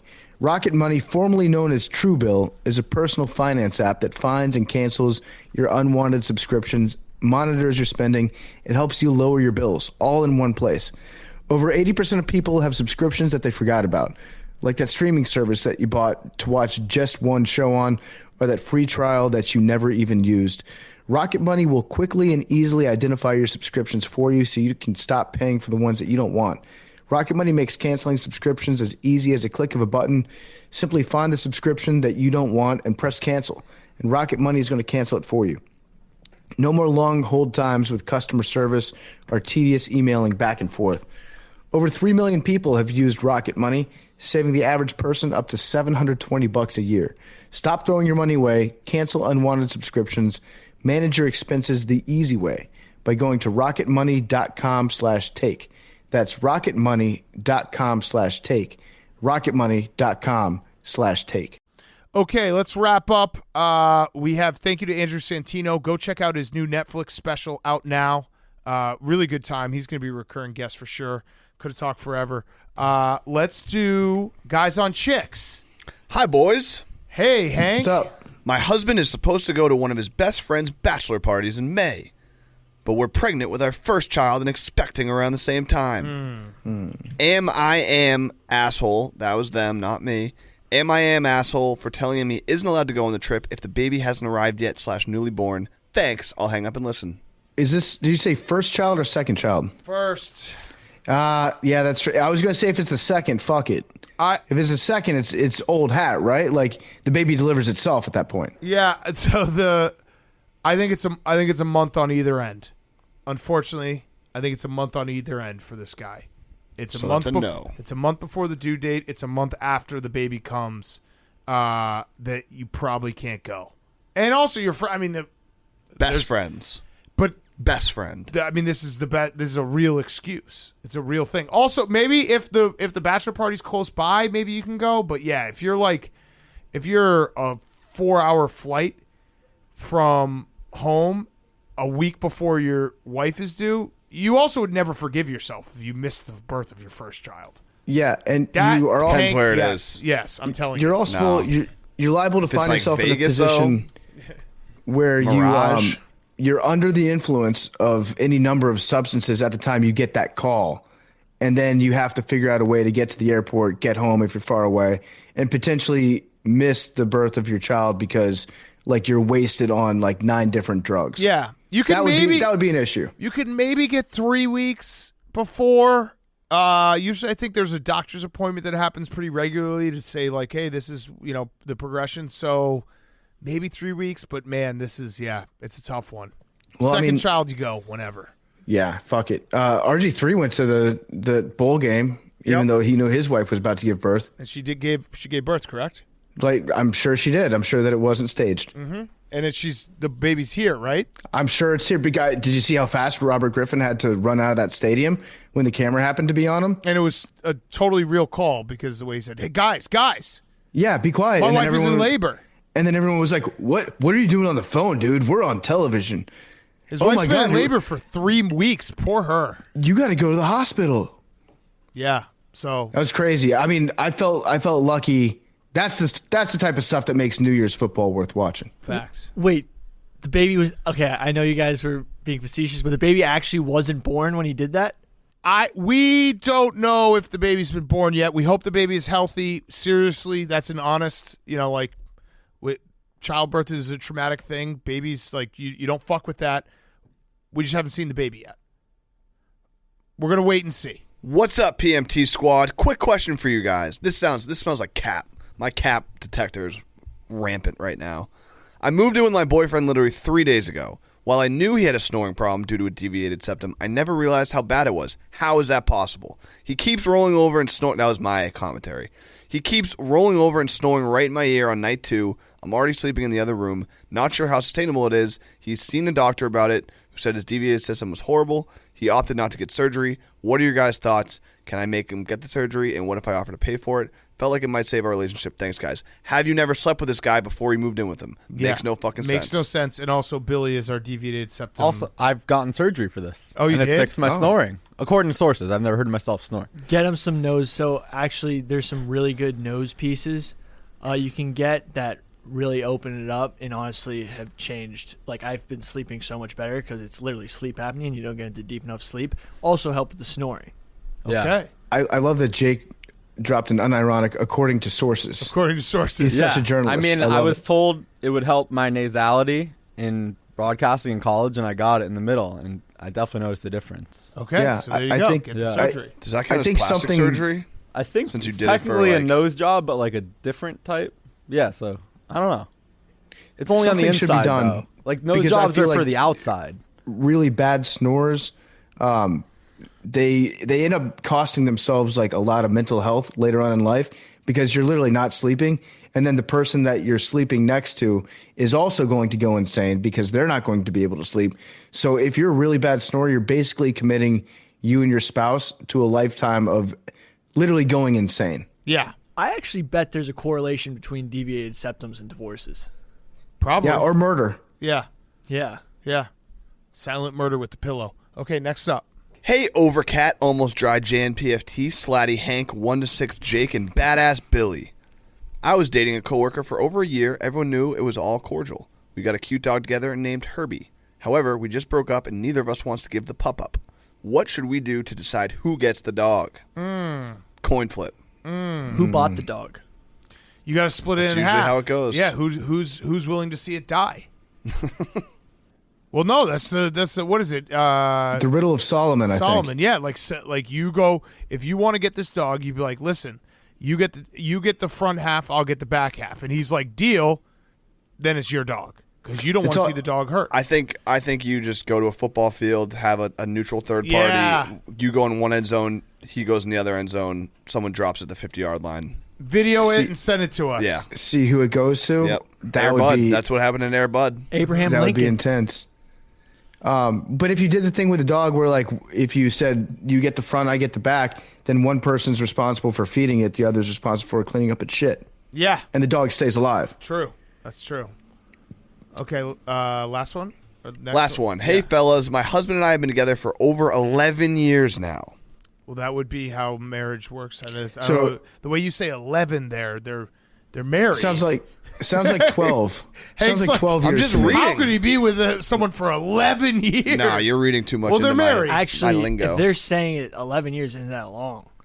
I'm just reading the words. 7-year itch. I'm He has already been reading. someone who walks around naked after a shower for quite a bit in the morning. He will sit down and have breakfast, watch a couple highlights, check emails, and then finally put on socks. He has done this our entire relationship. I asked him why he does, and he responds, "Gotta let the beanbags breathe to start the day." Now, we've always had an apartment until about 5 years ago. He does his normal routine: shower, walk around naked, breakfast, etc. We have big, beautiful windows in the front now, and since we've moved in, he has been standing in front of it with curtains drawn after breakfast. I asked again why he's doing that. This time it's, the neighbors got to know who I am. Yeah. This can't be normal dude behavior. No, this but is. I like this guy. This is, it sounds to me like he's incorporated like the law of the jungle, or at least the law of the dog park, and incorporated it into like human life, where he's trying to demonstrate that he's the most masculine in the neighborhood. And it's a little bit misguided, but his heart's in the right place, I think. Yeah, I like this guy. He's the alpha. He owns that neighborhood. Everything the sun touches is his. It's like, Facts. was that Mufasa? No, what was the other one? Yeah. Simba? Yeah, No. except for the elephant And- boneyard. yeah, you must Scar. never go Scar there. is the bad one. Mufasa was the good one. Yeah. Yeah. Yeah, it's Mufasa. All right, I have one. Mufasa dies. I had one last one. Hey, guys, I hope you can settle this debate for me and my boyfriend. He thinks that the perfect number is 10, and I think it's 7 because it's good luck, obviously. I'm hoping you can help tell us what the perfect number is so that Hank can finally get the number right. Yeah, some stupid fucking math geek nerd ran some stats, and They said that That's like a diehard fan of our show. Some stupid math geek nerd. they said that it was more likely to get the number 4 more times than to not have gotten the number once with the amount of times we've You're done that it. bad. Oh, yeah. You're that bad. You're that bad. Just For wait. Possibly 5 or more Wait, times. have you gotten it though? No. No, no. Oh, didn't we do it 10 times? damn. What are you talking I did about? this math Oh. months ago, and it was like 10 Our own times. math geek nerd. You have not gotten this? Oh wow. Hank, why not just get it? I have some breaking news. Okay. No. That was pathetic, Hank. I don't trust that this is breaking. Well, it is breaking news. Okay. I don't trust it. Okay. Well, until Hank does the cow noise, I can't break the I news. did it. Do it better. Yeah, that was better. I'll take that. That's a little bit better. The kicker from Ohio Yeah. just committed to Wisconsin. Daniel Vakos. He is. I said nice things about Sent him. the game I to think. overtime. I did not say Yeah. nice things I thought you were about talking about the kicker from Ohio State. him. No, I want No, the kid from he- Wyoming. Committing something else. Oh. This is the dude. All right, sorry, cut that. No, don't cut that. This is the dude that The way you prefaced it was like, my bad. I warmed up with him, and he gave me his cleats for the field goal that Nathan I did. Vakos. Or Vakos. whatever. Yeah, Nathan Vakos, great kicker. I Dude's think- awesome. I think I know how to pronounce it. He's on my team now. You're right. Nathan Vakos. When he He's was awesome. on Ohio, he was Vakos. Vakos. Yes, Yeah. exactly. Name Yeah, change. Name Yeah. change. Yeah. All right, so I'm ranking him as the number 1 kicker in the nation going into the next year. facts. All right, so Hank, 17. You've never gotten this? Actually, 6. You've never gotten I've this? never gotten it. Okay, 17. 69. Oh, I got to get cash, by the way. I still Okay. haven't paid Same. yet. Oh, yeah, I haven't paid. All right, do we that's have? fine. We'll figure it out. Yeah. 84. Do you actually have a safe 69. memes? Yeah, he bought a safe. 18. PFT. Because I'm bringing $2,000 in. 75. Hank, I hope you picked it right this time. What do you have? 6. But he passed on 17. He said 17, and then he didn't do it. Oh, 49. Hank, you stink at this. Yeah, whatever. 5th time. 2nd time in the last month. Teacup pigs don't exist. They're just malnourished potbelly pigs. Logan Paul. Love you guys.